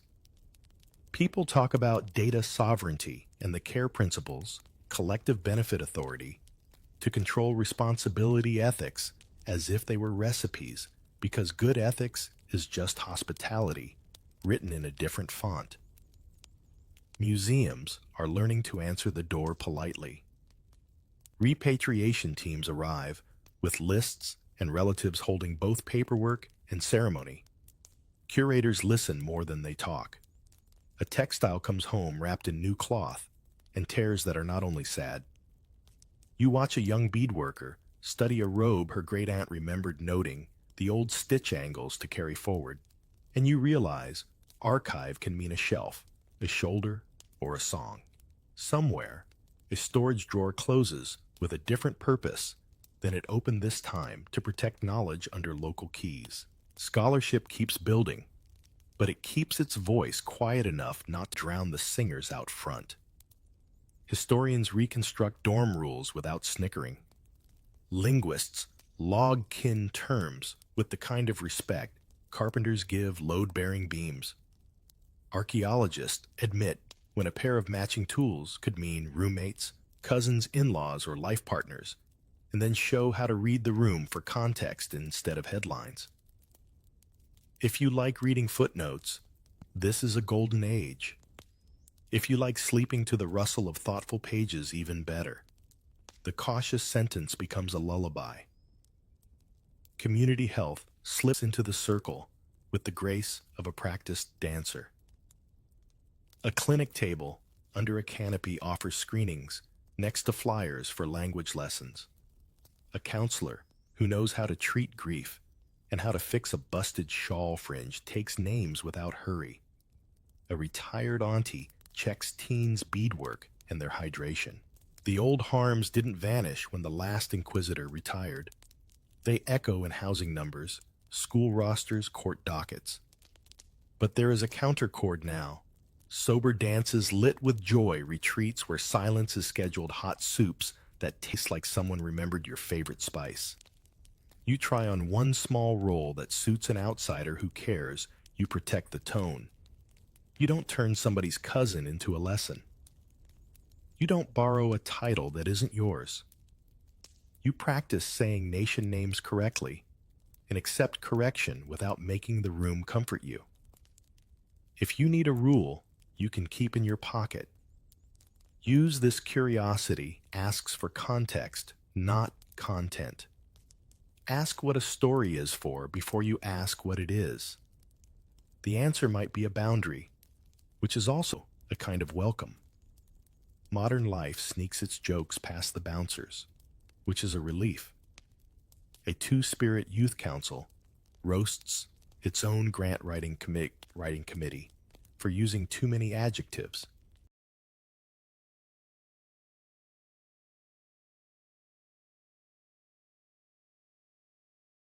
And the committee laughs because the joke lands.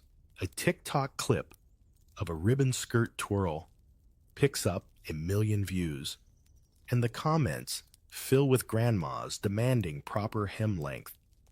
A drag show in a tribal casino books a cultural segment and nails it. The MC thanks the language department by name. If you think survival has to look severe, watch a sewing circle turn a pile of fabric into a neighborhood in one long afternoon. The present keeps inviting the deeper past to dinner in quiet ways that would make good TV if TV knew where to point the camera.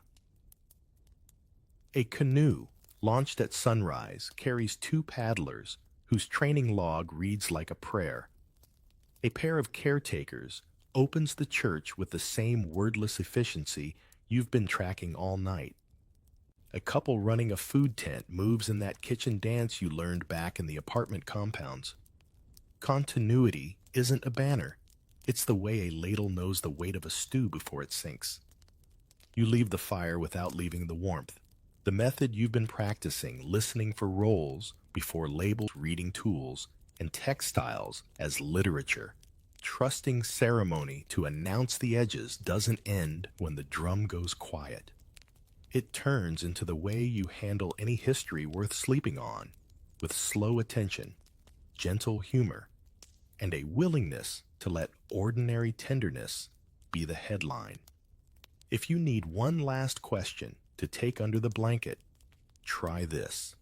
Where in your own life does partnership make the hard work possible? And what would it look like to honor that openly without turning it into a spectacle? Somewhere a new song starts and the first harmony slides in like a second breath. You don't need to announce anything. You already know which direction the warmth comes from, and your feet have learned the route.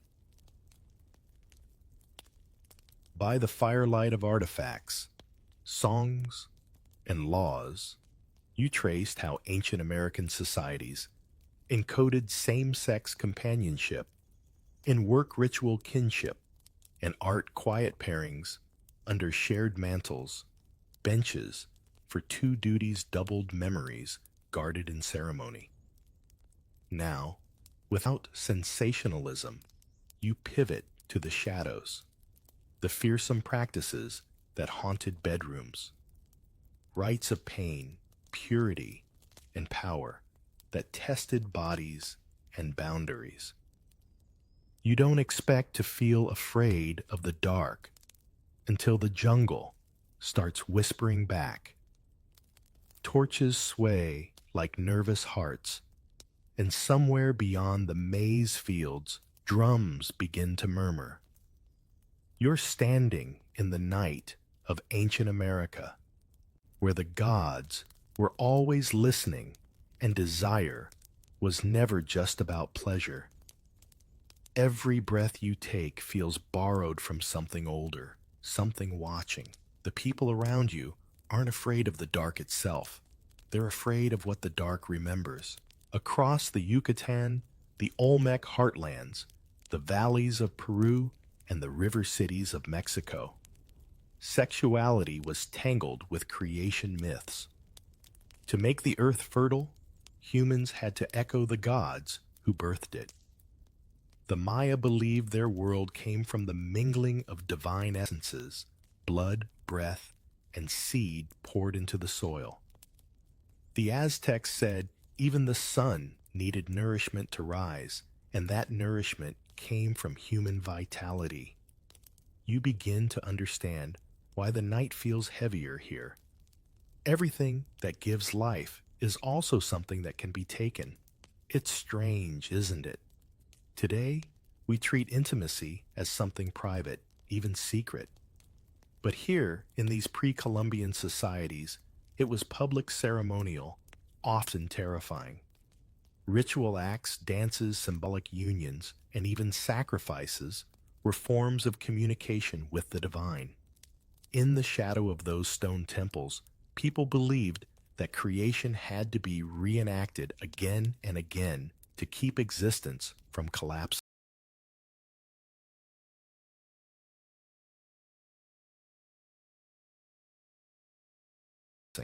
You picture a priest, his body painted with blue clay, holding a torch in one hand and a censer of copal incense in the other.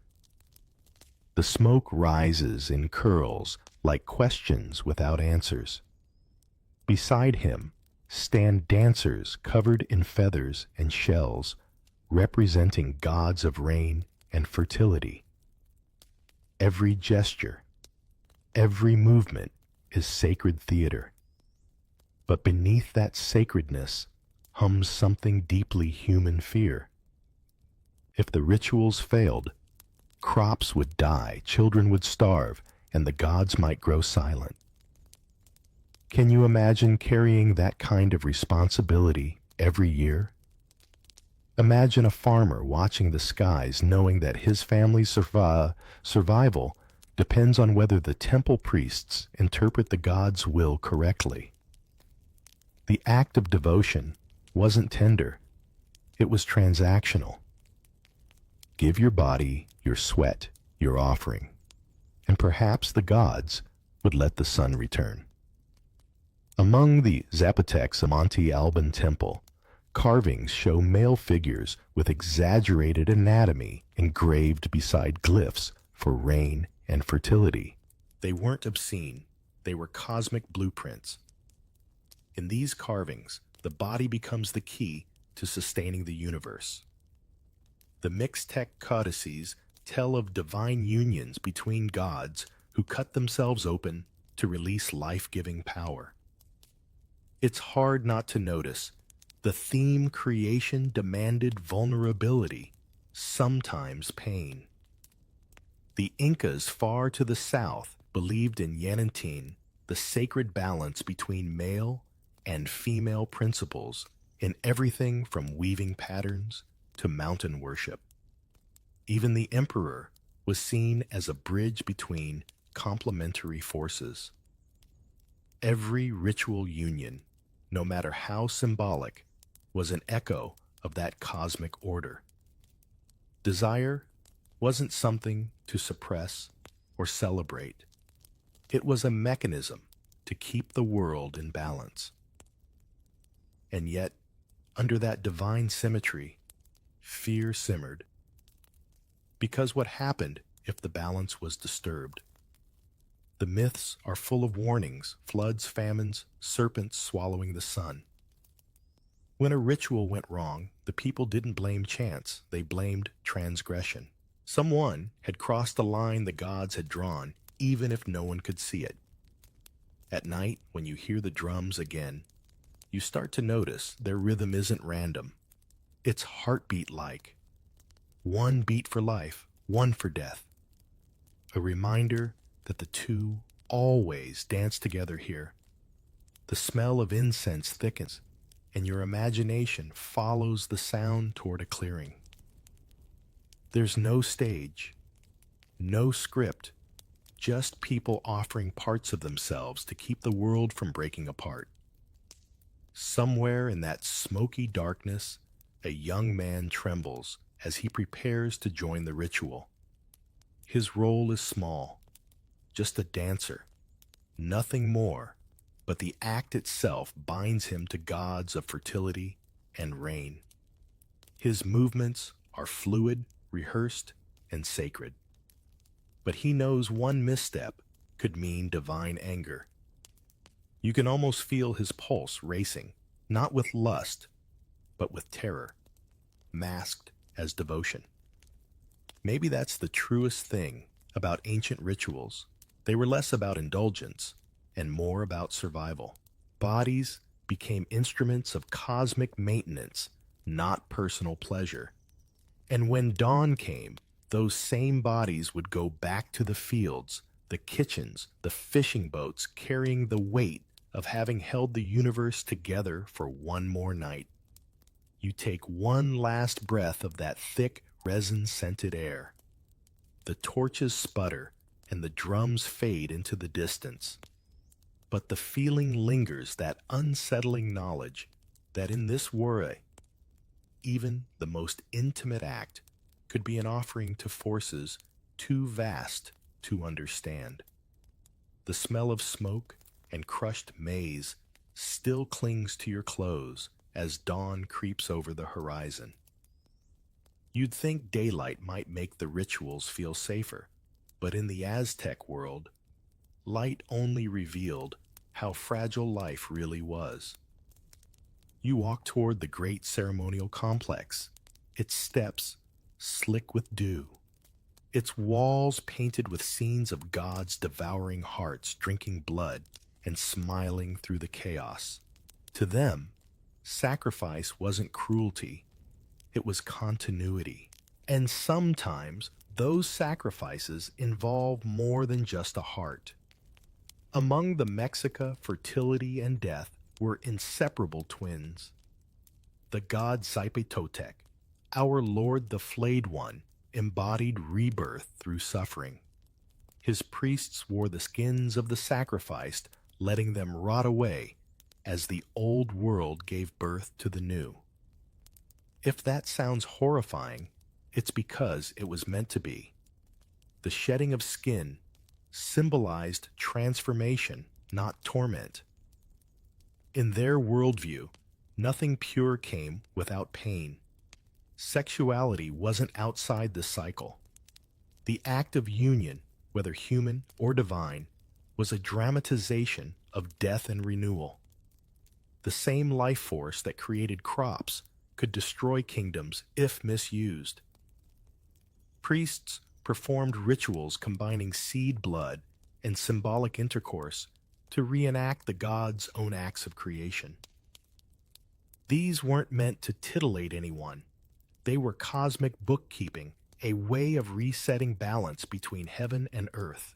You pause near the courtyard where hundreds of maize cobs are laid out like sleeping children. Beside them, a small group of women sing to Cyllenian goddess of young corn. Their voices rise and fall like wind through fields. A chosen priestess steps forward representing the maiden goddess herself. Her body is adorned with yellow feathers, her hair braided with corn silk. When she dances, her every movement mimics growth, rooting, reaching, ripening. But when the song changes, so does the mood. The men watching begin to weep quietly. They know how this ritual ends. Once the dance concludes, the priestess becomes the offering.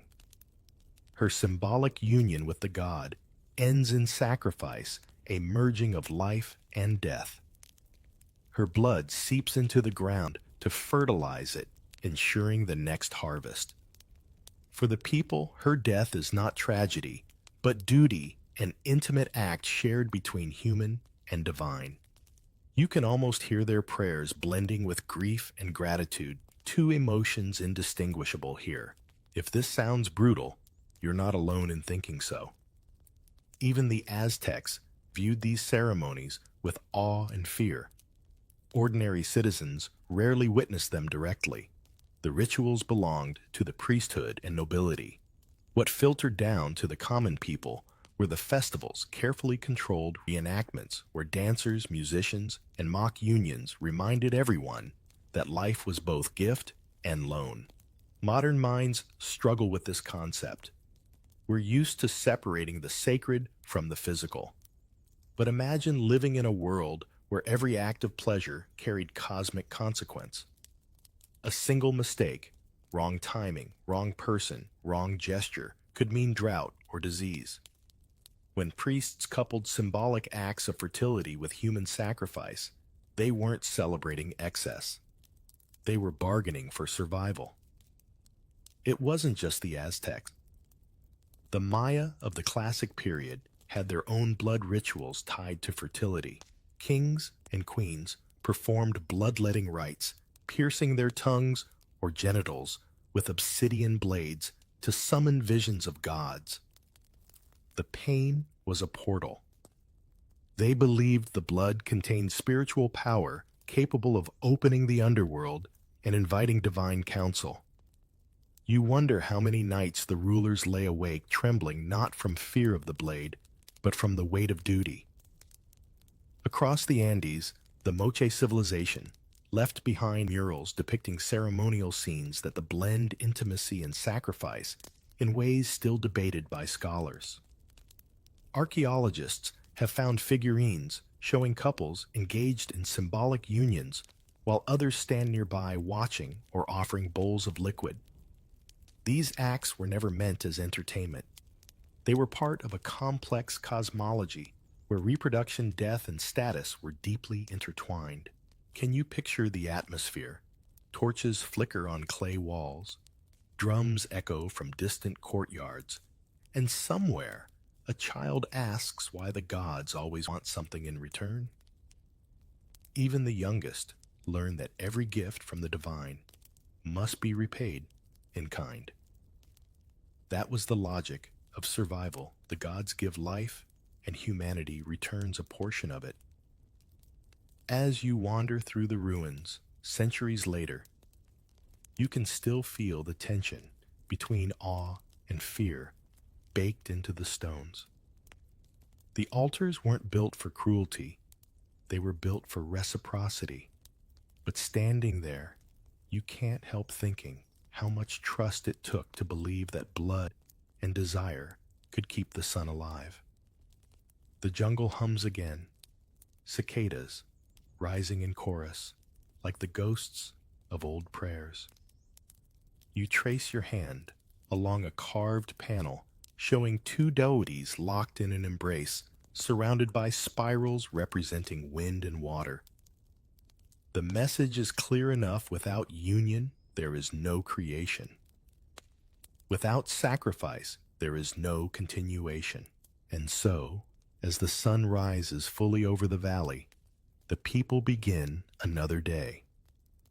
They sweep the courtyards, grind maize, and whisper prayers of thanks. Life goes on because yesterday, someone offered everything to make sure it could. The air feels softer now, though the sense of reverence hasn't faded. You walk through the narrow streets of an ancient city, maybe Tenochtitlan, maybe Cusco, where the scent of flowers and roasted cacao mingles with something faintly metallic. The sound of flutes echoes from a courtyard ahead, delicate and haunting. This is where the most honored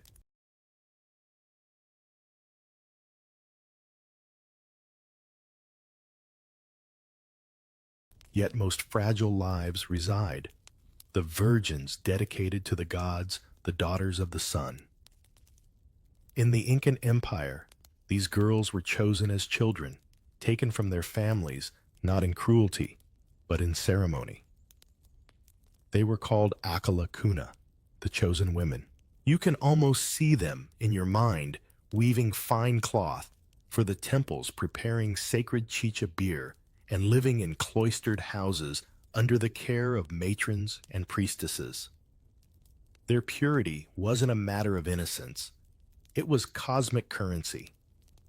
The emperor himself was said to draw strength from their chastity, a reflection of the sun god Inti's perfection.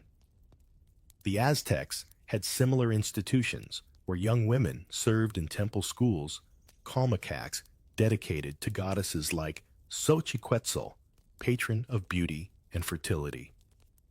Their role wasn't merely devotional, it was symbolic of renewal. Once a year, one of these women might be chosen to embody the goddess herself during a festival. For that brief moment, she wasn't mortal, she was divine. But divinity here came with a countdown. When the festival ended, her earthly life would too. The chosen maiden was sacrificed to complete the ritual cycle, her death sealing the union between humanity and the divine. The people watching didn't see it as execution, but transformation. In her final breath, the goddess was reborn, and the seasons continued. You pause at a carved wall depicting a young woman walking toward a temple, her head bowed, a garland of flowers in her hair. It's beautiful and unsettling at once. What must she have felt? Pride, fear, both. The texts we have Spanish chroniclers mostly describe these ceremonies with a mix of fascination and judgment. They couldn't grasp how holiness and horror could coexist so comfortably. But to the civilizations that built these rituals, chastity was not repression. It was power, harnessed potential waiting to be released at the right moment. A virgin wasn't someone deprived of experience. She was a vessel unspent, filled with spiritual energy that could be offered to the gods in its purest form. If you think about it, even in our modern world, the idea of purity still holds strange power. We label things untouched or new as if they're inherently more valuable. A mountain unclimbed, a city unspoiled, a person innocent. It's an ancient instinct that never really left us. Only the meaning shifted. Among the Chimu and Moche peoples of northern Peru, tombs reveal offerings of young women interred beside rulers or priests. Their presence was believed to accompany the deceased into the afterlife, ensuring balance between the worlds. Archaeologists found fine jewelry shell ornaments and traces of cinnabar symbols of vitality placed beside them. These weren't mere victims. They were attendants on a cosmic journey. Imagine for a moment being one of them, raised in luxury, adored by priests, fed the best maize and cacao, taught the hymns of your goddess, and knowing from the start that your destiny is to die beautifully. Does that thought bring terror or peace? Ancient accounts suggest many accepted their fate with solemn pride. To refuse was unthinkable. To fulfill it was the highest calling. But there were exceptions. In the later Incan years, when the Spanish arrived, some of these chosen girls fled their temples to escape forced conversions or worse. Their stories survive in fragments, hidden in missionary reports and local legends. One speaks of a girl who disguised herself as a llama herder to escape Cusco's temple, vanishing into the mountains. The villagers said she became a spirit protecting travelers lost in the snow.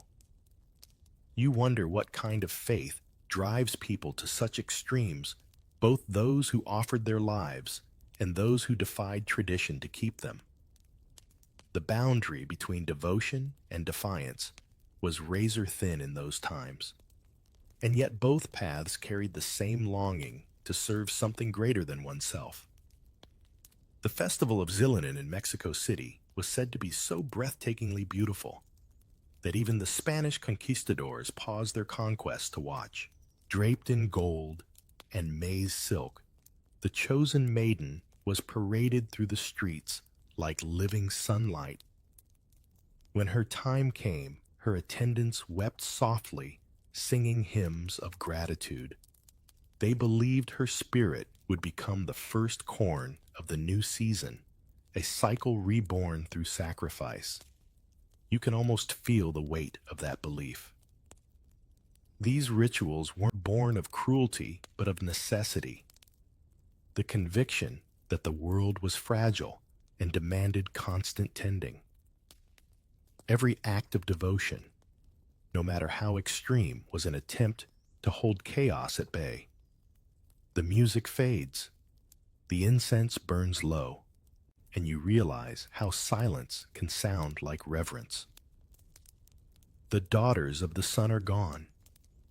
Their temples turn to dust, but their stories still shimmer in the stone. They were symbols of purity, yes, but also of power, fear, and the unbearable beauty of surrender. The jungle doesn't sleep, it prowls. And tonight it prowls with stories of teeth, claws, and gods who wore the faces of beasts. You've barely left the temple of the sun, ye maidens, when the sound of drums returns low, rolling almost animal. This is where the jaguar and the serpent rule, where transformation itself becomes the most dangerous form of devotion. In Mesoamerica, few symbols carried as much power as these two. The jaguar represented the underworld knight, and raw strength, the ability to cross between realms. The serpent, meanwhile, embodied rebirth knowledge and the shedding of skin. Together they formed a cosmic balance, predator and wisdom, death and regeneration. But to worship them wasn't a calm affair. It meant walking right up to the line between human and divine, and sometimes crossing it. Archaeologists studying the Olmec and later the Maya found entire cults built around shape-shifting rituals where participants believed they could take on animal spirits through ecstatic ceremony. Feathers, fangs, and painted skin weren't costumes, they were conduits. Imagine a moonlit clearing, hundreds of torches, flickering men and women painted in jaguar rosettes or serpent scales. The air thickens with the scent of copal resin and sweat. Drums rise to a fever pitch. You can almost feel your pulse sinking to theirs. The priest calls on Tezcatlipoca, the smoking mirror, god of the night, trickery, and temptation. His worship was never gentle. In his ceremonies, devotees would enter trance states through dance, fasting, or hallucinogenic plants. They believed their souls could slip from human form and merge with the jaguar's power. When that happened, boundaries dissolved. What was sacred? What was forbidden? The difference became meaningless under that pounding rhythm. You might wonder, was this all superstition? Modern anthropologists think otherwise.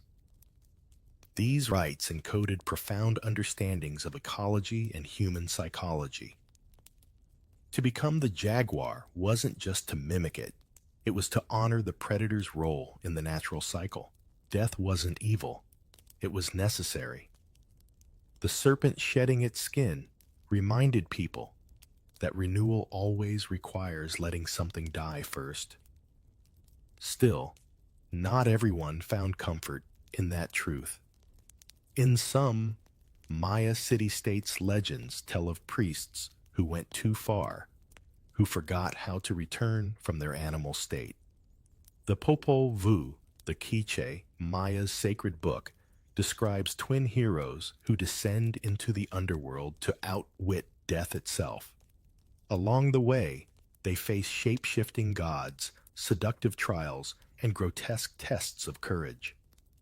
Every line of that story hums with the same moral: the boundary between life and death, desire and ruin, is paper thin. At certain festivals, warriors who had taken captives were honored through a bizarre ritual duel.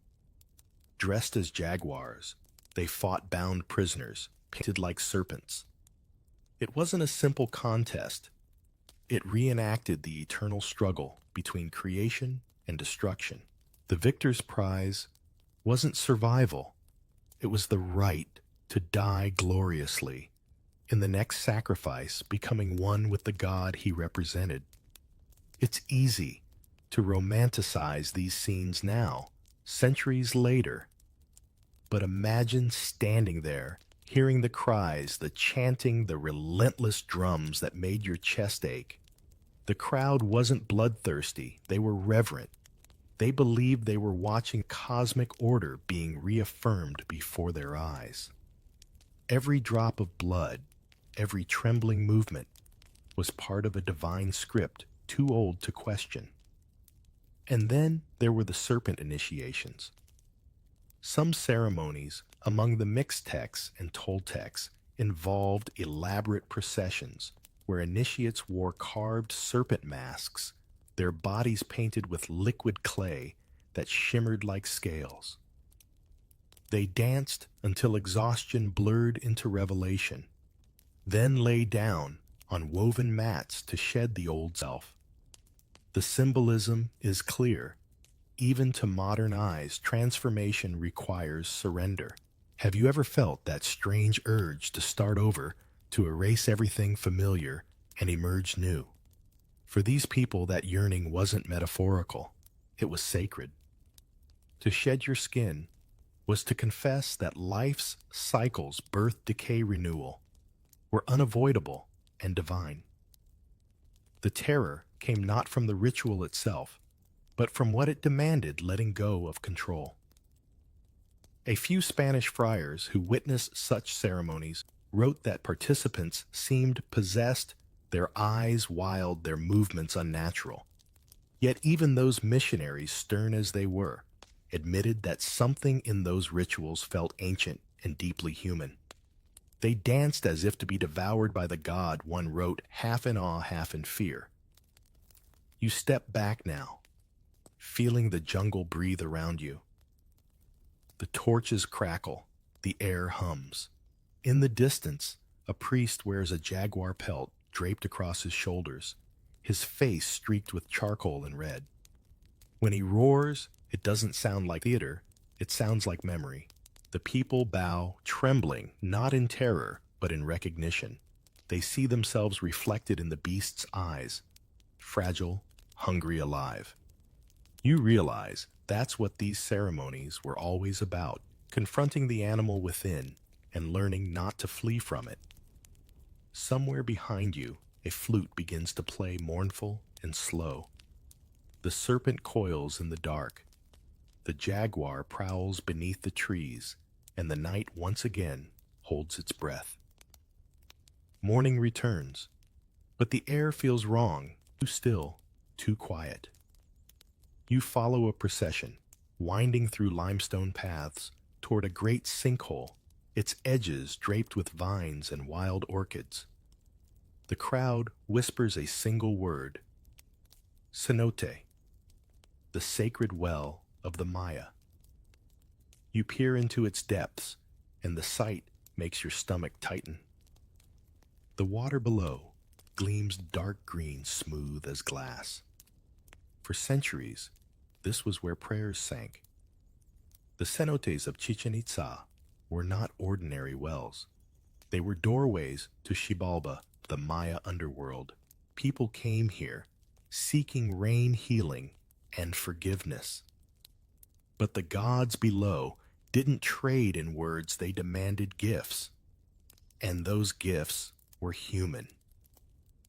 The ancient chronicles speak of young men and women, adorned in jade and gold, lowered into the water as offerings to the rain god Chak. Some were rescued afterward, said to bring prophecies from beneath. Most never came back. Standing on the ledge, you can almost hear the echoes of flutes and the slow beat of a drum. Priests in white cotton robes cast flower petals across the surface, followed by obsidian blades, carved shells, and woven fabrics. then silence. The chosen offering, often a captive or a temple acolyte, would step forward trembling but resolute. The water below wasn't just death, it was passage. Archaeologists have pulled thousands of artifacts from these cenotes: jade beads, wooden idols, copper bells, and bones, human bones, small and smooth from centuries of rest. Many belong to adolescents, their skulls showing no sign of violence. They were thrown alive, their lives surrendered to coax rain from the heavens. You can imagine the desperation in a drought year, cracked earth, dead maize rivers shrinking into dust. For a people who lived by agriculture, the line between faith and fear blurred easily. One Spanish friar who visited Chichen Itza in the 16th century wrote that those chosen were decked in jewels and perfumes, and when thrown down, the people stood silent until the waters swallowed them. It sounds horrific to modern ears, but to the Maya, water was life, so to die in it was a kind of merging with creation itself. Even in death, they believed the pity nourished the divine. Imagine a farmer's wife watching her only child chosen for the offering. Her tears are not rebellion, they are resignation. She believes that through her child's passage, the sky will break open and rain will fall again. To doubt would mean starvation for everyone. Faith in those moments wasn't gentle. It was desperate. The cenotes weren't just about rain, though. Some were portals for divination, especially during great festivals like the Shenpitsi, when priests sought visions from spirits below. Ritual participants drank fermented balche, a honeyed brew mixed with jungle bark, and entered trance states by the water's edge. Some would slip into the cenote, briefly claiming to touch the underworld, and return with messages. The rest simply waited, praying that the gods would answer before the crops died. It's strange how water, something we see as cleansing, could also be feared as a mouth that swallowed prayers whole. Even now, divers who explore these sacred wells speak of an unsettling quiet. No fish, no sound, just layers of darkness pressing in. One described finding an obsidian dagger lodged beside a skull, as if frozen mid-offering. He said he felt as though he was being watched, and perhaps he was. The Maya believed every cenote had a guardian spirit, a being half serpent, half man, who lived between the roots of the world tree. His name changes from region to region, but his duty never does to decide which offerings are accepted and which are rejected. Those the god refused, it was said, floated back to the surface, lifeless but unclaimed. You crouch by the water now, and a gust of wind ripples its surface. For a heartbeat, you imagine faces rising just beneath the green mirror faces of those who gave everything for rain. The incense smoke twists downward like a reaching hand.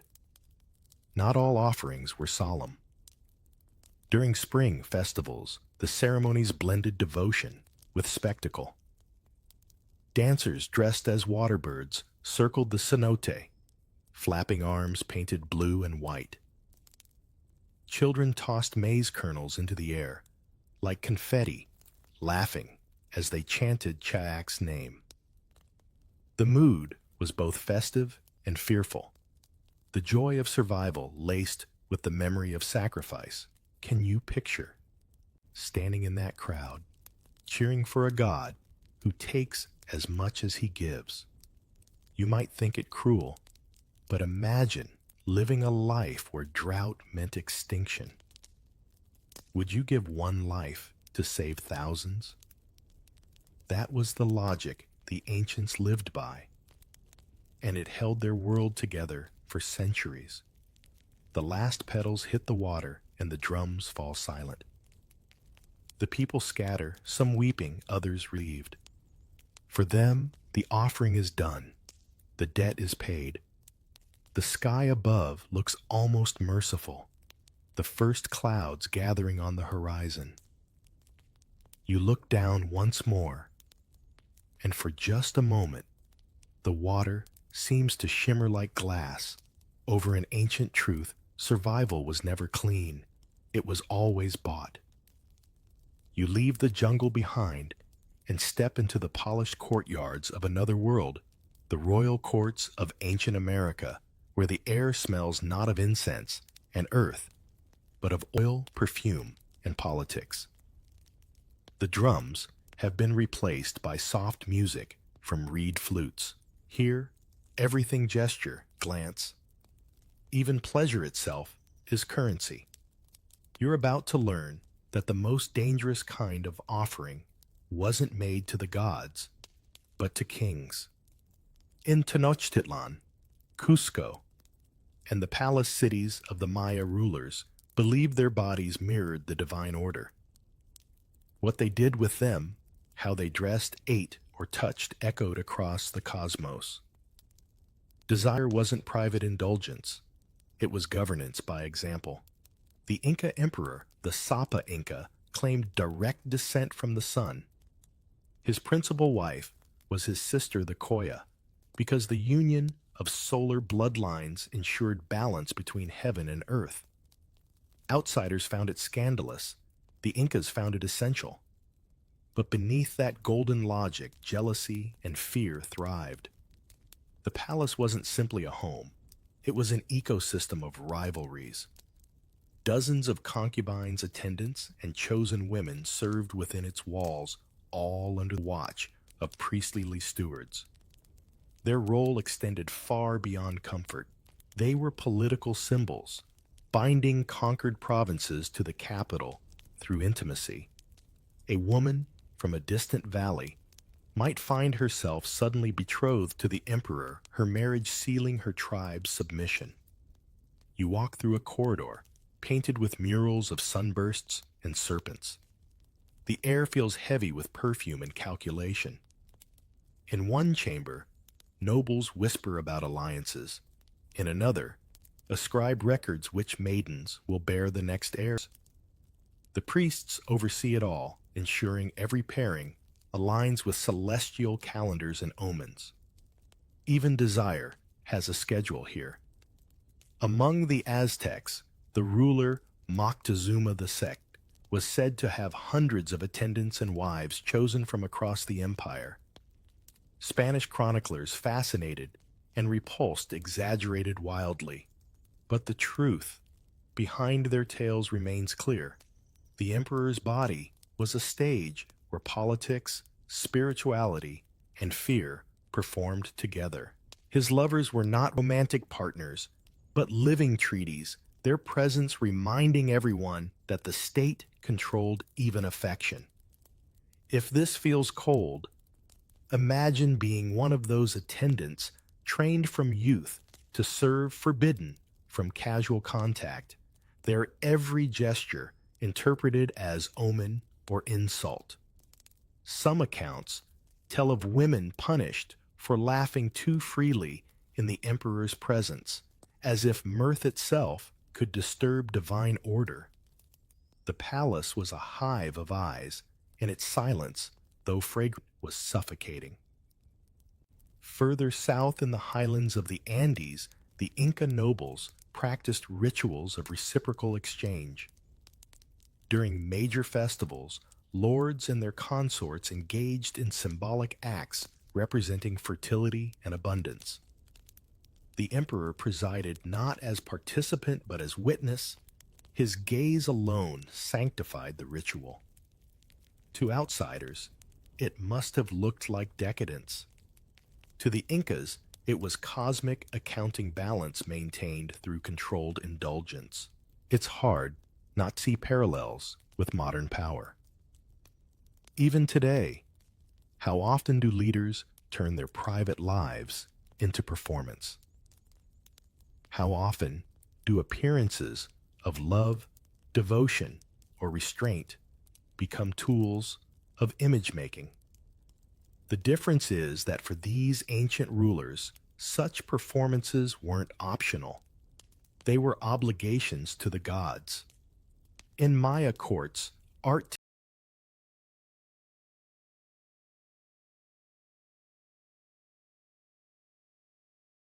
tells quieter stories.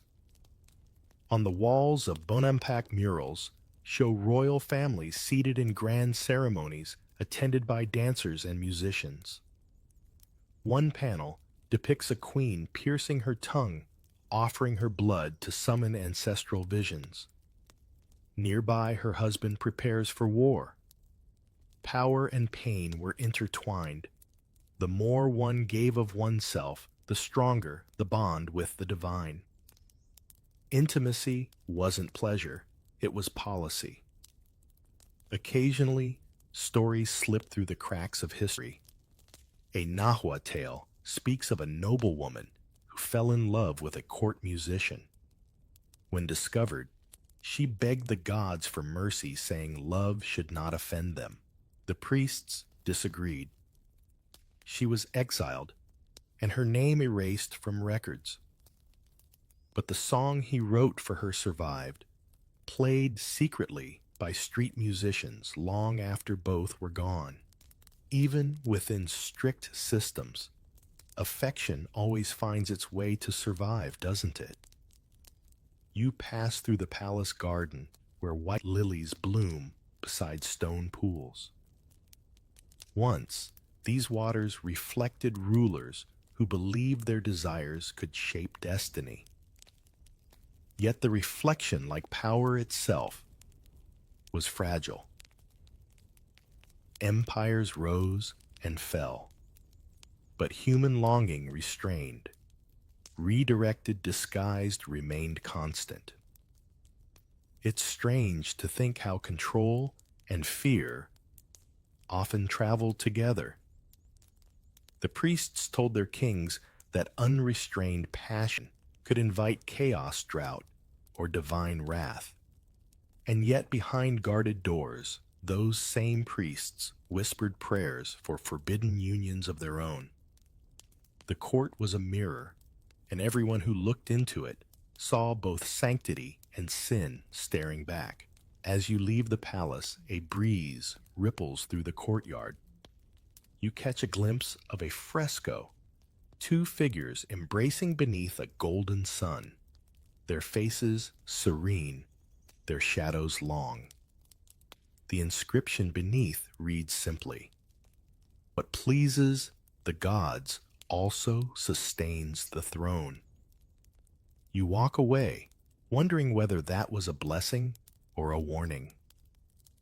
You've left behind the marble calm of palaces for something older, stranger, open plains and tundra winds that whisper across the northern edges of the continent.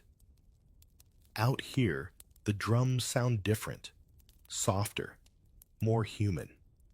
And the stories they carry aren't about kings or sacrifice, but about souls that walked between worlds. This is where you meet the two spirits. Before colonization reshaped the continent, many indigenous nations across North America, Lakota, Navajo, Zuni, Ojibwe, Cree, and dozens more believed that gender was not a simple dividing line, but a sacred spectrum. People we'd now call Two-Spirit held unique spiritual and social roles. They were healers, mediators, artists, matchmakers, and caretakers of the unseen. Yet even in their honor, there was fear, because to walk between male and female, human and spirit, was to live on the edge of cosmic power. Among the Lakota, they were called Winkte. The word meant one who has a vision, and that vision often came with both blessing and burden. Parents who saw signs of it in their child, an inclination toward opposite gender tasks, or a special sensitivity to dreams, would bring them before the elders. If confirmed, the child was trained in spiritual knowledge, learning songs, and rituals that others could not touch. Yet with every lesson came a warning: walk carefully. Spirits listen when you breathe. The Zuni had the Lamana individuals who moved fluidly between masculine and feminine roles.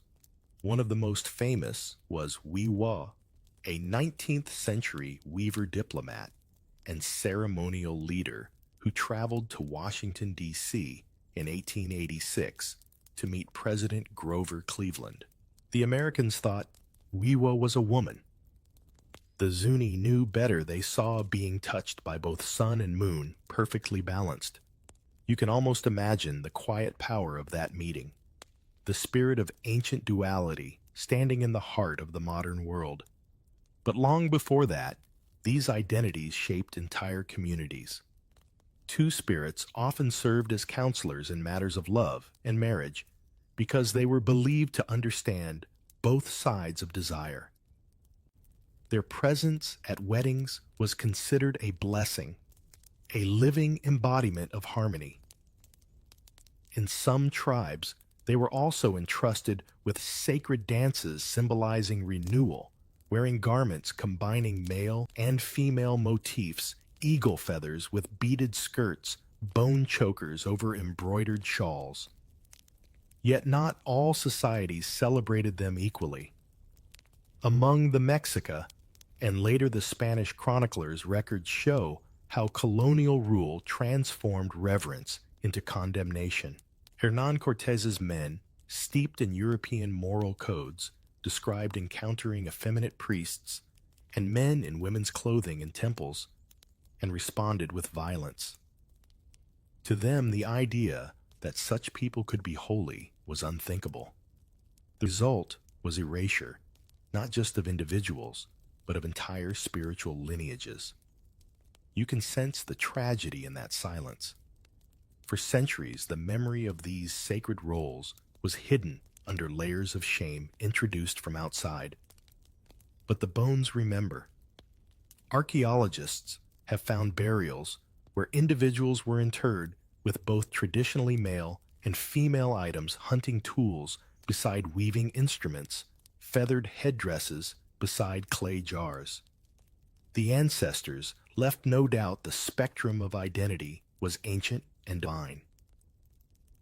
Imagine standing beside a winter fire in a Sioux encampment centuries ago.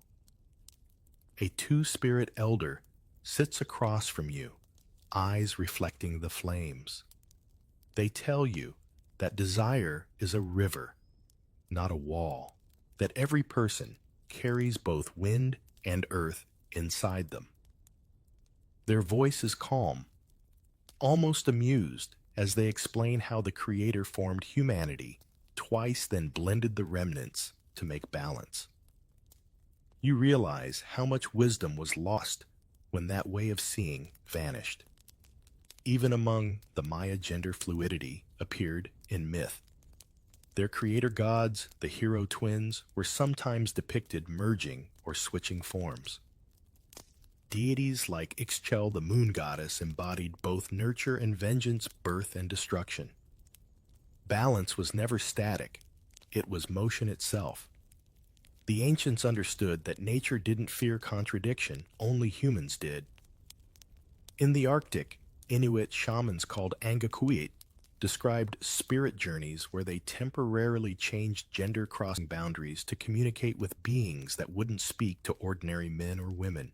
Some described waking from trance with new voices, new mannerisms, as if the spirits had rewired their essence. To them, it wasn't possession, it was partnership. You take a breath of that cold air and wonder what it must have felt like to live in a society where identity wasn't boxed, but woven. Yet even in that freedom, danger lingered. Crossing lines between gender, spirit, or tribe was risky. One misstep could offend both human custom and divine law. Reverence could turn to fear overnight, and that fear still echoes.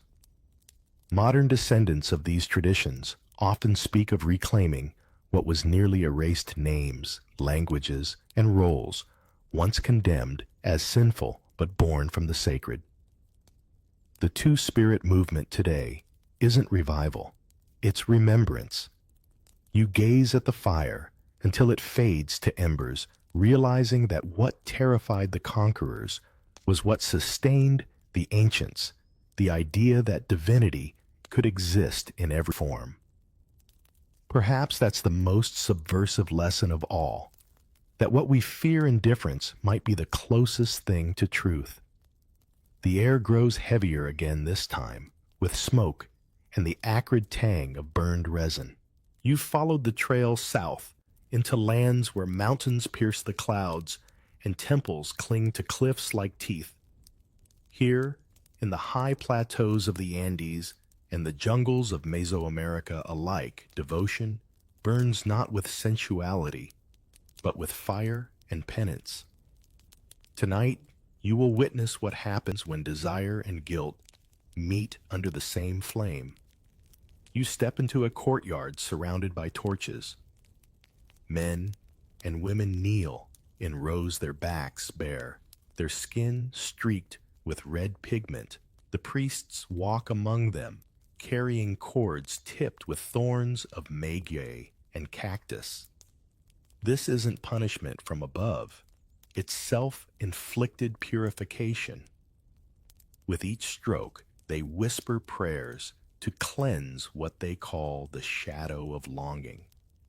The Aztecs believed that even thoughts of desire, if uncontrolled, could anger the gods. The body had to atone for what the mind imagined. Imagine that guilt woven into ritual.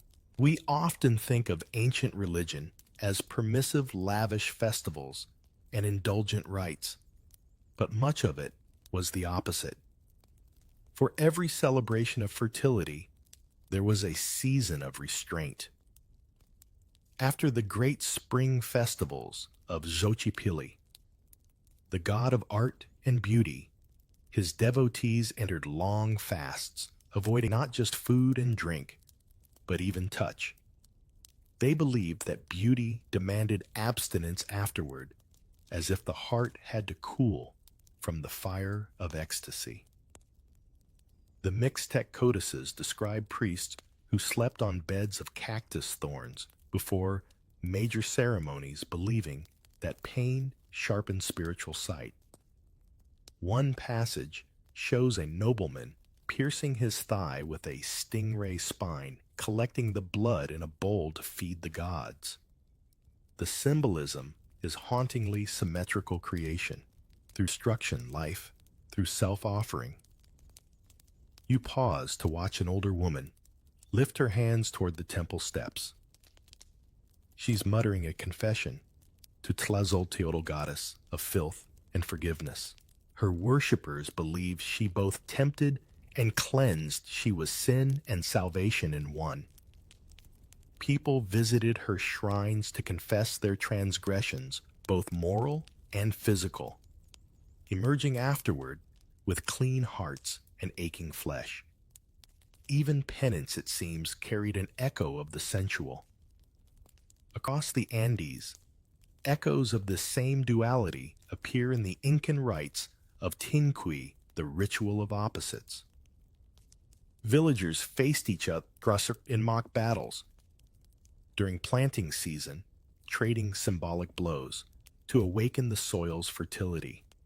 The blood that spilled small cuts, minor wounds, was mixed with chicha beer and poured over the fields. To an outsider, it looked violent. To them, it was offering. The people believed that the earth, like the human heart, responded only to sacrifice. There's something deeply human in that logic, isn't there?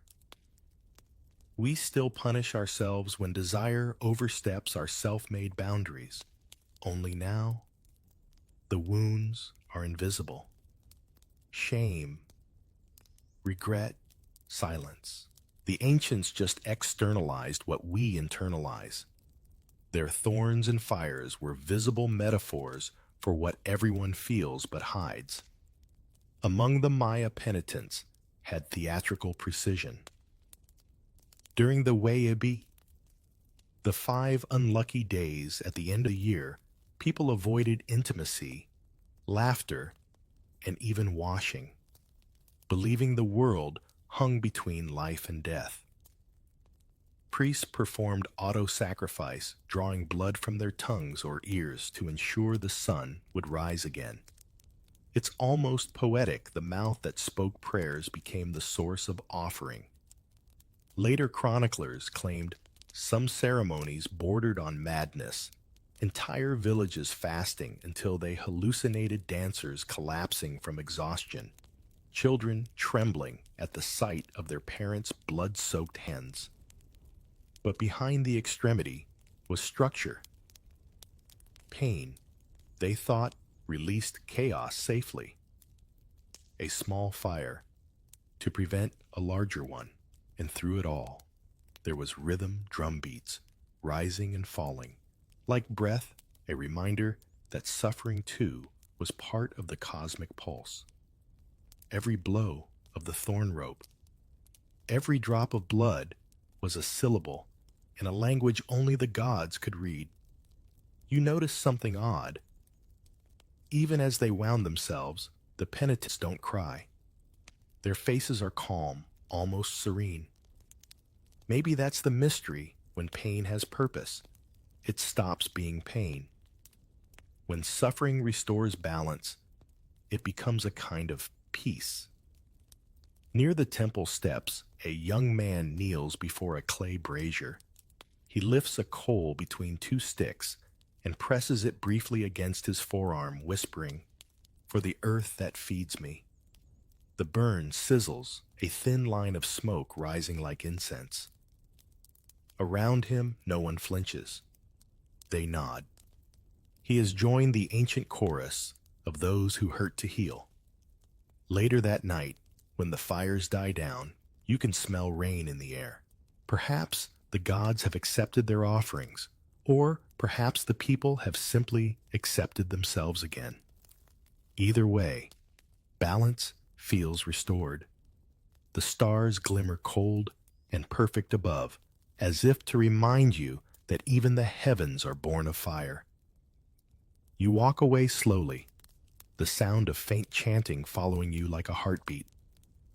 Somewhere behind you, a priest murmurs to the wind, "We suffer so the world won't have to."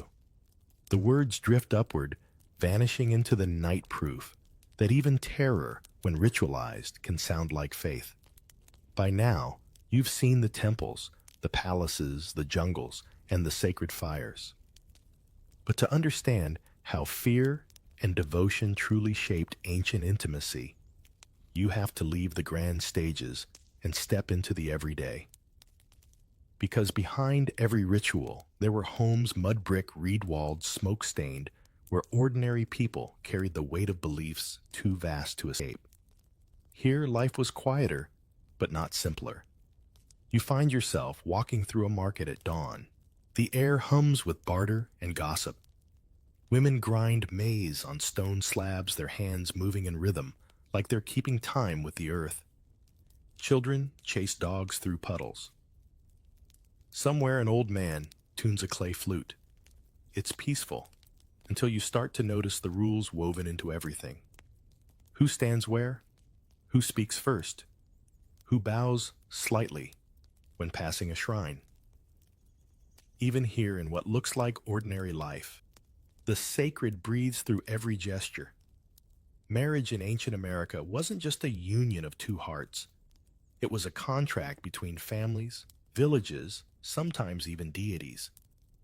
In the Mexico world, matchmakers, usually elder women, were seen as semi-sacred figures who negotiated marriages with ritual precision. The couple didn't choose each other. The gods did through omens and astrology.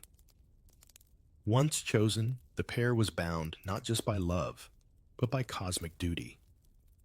To marry, an old Nahua proverb said, is to share the same sun. You see a young bride sitting by the fire, her dress woven with symbols of maize and water. Her mother whispers advice. Keep your husband's sandals facing the door. Never speak his name after sunset. Always offer a grain of salt to the hearth. Every custom, no matter how small, was meant to keep misfortune away. Even affection was filtered through caution. Because what if the gods were listening at the wrong moment? In the Andes, the Ailu system organized society into extended kin networks. Couples didn't just belong to each other, they belonged to the collective. Marriages were often arranged during harvest festivals, with chicha flowing and dancers circling bonfires. Once the music stopped, newlyweds shared a sip of water together, a simple gesture symbolizing life's flow. But within that gesture lay an unspoken truth. Water could nourish, or it could drown. People feared private passion. Desire that ignored ritual order was believed to attract wandering spirits, souls of those who died unfulfilled. In some regions of the Yucatan, stories told of night lovers, shadowy beings who visited those who broke vows. They'd leave the victims feverish and silent, their hearts heavy with guilt. Whether real or imagined, these tales kept boundaries intact better than any law. Still, ordinary love found its ways to breathe. Couples carved tiny hearts or maize kernels into pots and stones hidden beneath floors where no priest could see. A pair of clay figures, unearthed in Oaxaca, shows two lovers reclining beneath a blanket. No ceremony, no fear, just comfort. You can almost hear their laughter through the centuries, proof that tenderness survived the weight of theology. Have you ever noticed how even now we hide affection in small gestures? A glance, a touch, a note left on a table, because love, when watched too closely, loses its warmth. They understood that too.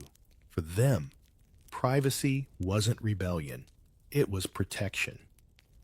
In some coastal communities, fishermen offered tiny figurines of couples embracing to the sea goddess before long voyages. They believed she envied human companionship and demanded acknowledgement. The figurines were thrown into the waves as promises. Let me return to the one I love. Archaeologists still find them near ancient docks, each one a frozen plea against the ocean's hunger. Meanwhile, social hierarchies shaped who could love whom. Nobles married for alliance, farmers married for survival, artisans sometimes for neither, they simply chose. Records from the Zapotecs mention couples who left villages to escape arranged matches, founding new settlements called Yagabi, the places of fleeing hearts. It sounds romantic, but life there was harsh, far from trade and temples. Freedom carried its own costs. And yet some stories end beautifully. A surviving Mixtec codex shows two lovers, Lady Six Monkey and Lord Eight Deer, meeting beneath a star symbol.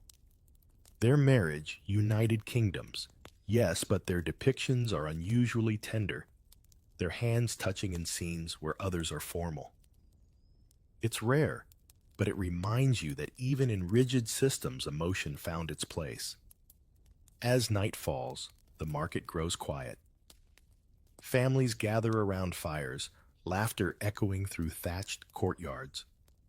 For all the fears the world held of gods, of drought, of transgression, people still sought warmth, the same way we do, by drawing close to another body, another breath.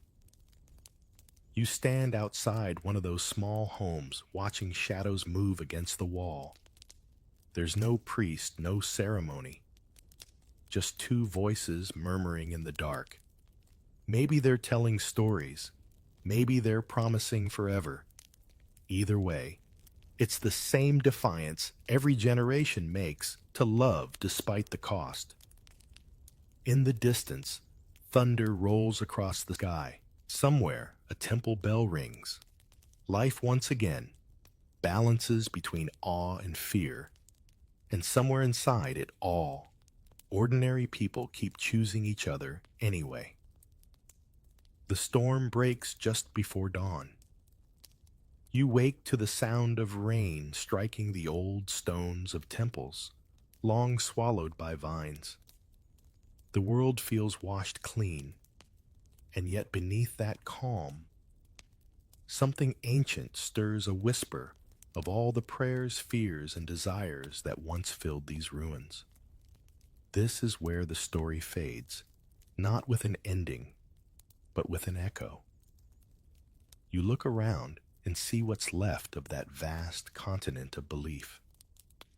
Broken idols, eroded staircases, shattered urns. The gods, who once demanded everything, blood purity, silence, are quiet now. But their shadows remain in the patterns of the people who came after, in the old customs, the whispered superstitions, even in the way we talk about guilt and love. The conquest may have buried the altars, but it never buried the memories.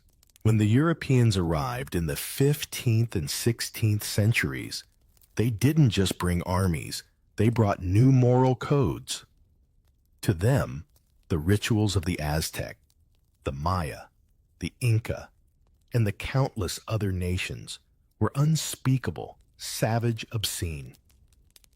Temples were raised codices burned, and stories rewritten through the lens of sin and salvation.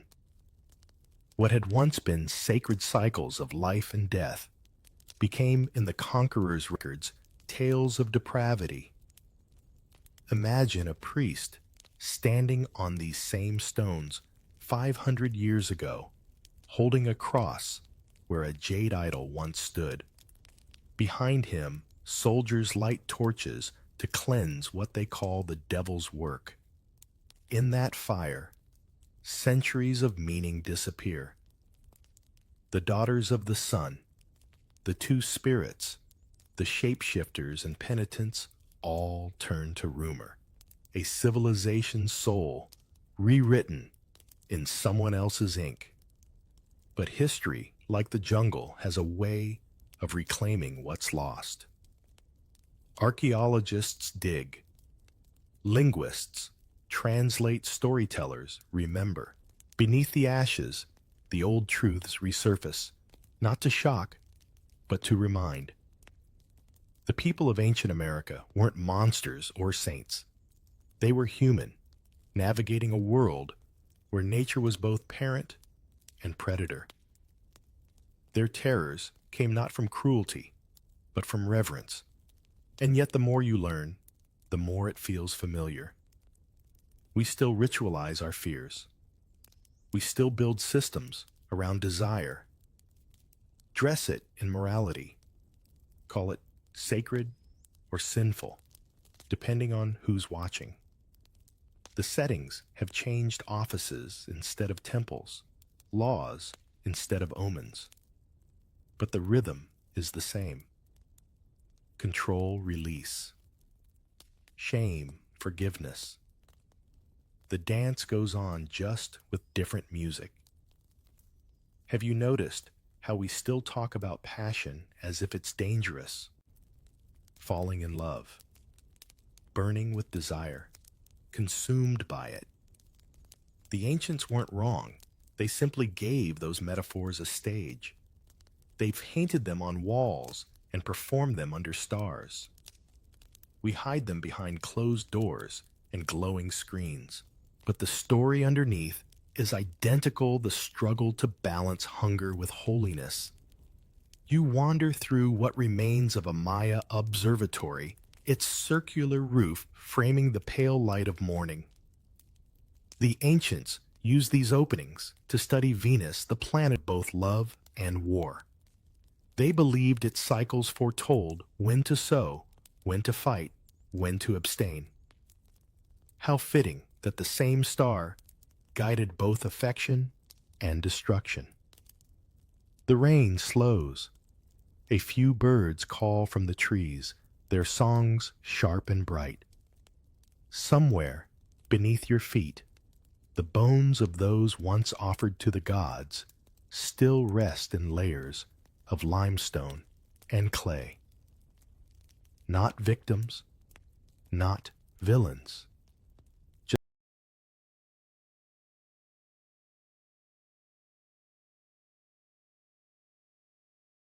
just people who believed their lives could keep the universe alive for one more sunrise. If you listen carefully, you can almost hear them. The priest whispering to the well, the maiden singing to the corn, the two-spirit elder teaching that harmony is not sameness, the ruler trembling in his golden robes pretending control while fearing chaos. All of them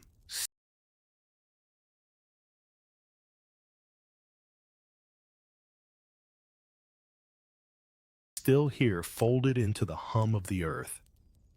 You think about everything you've seen, the beauty, the dread, the devotion, and realize it was never about horror for its own sake. It was about survival through meaning. Every cut, every vow, every offering said the same thing. Please, let tomorrow come. And isn't that still the oldest prayer we know? A flash of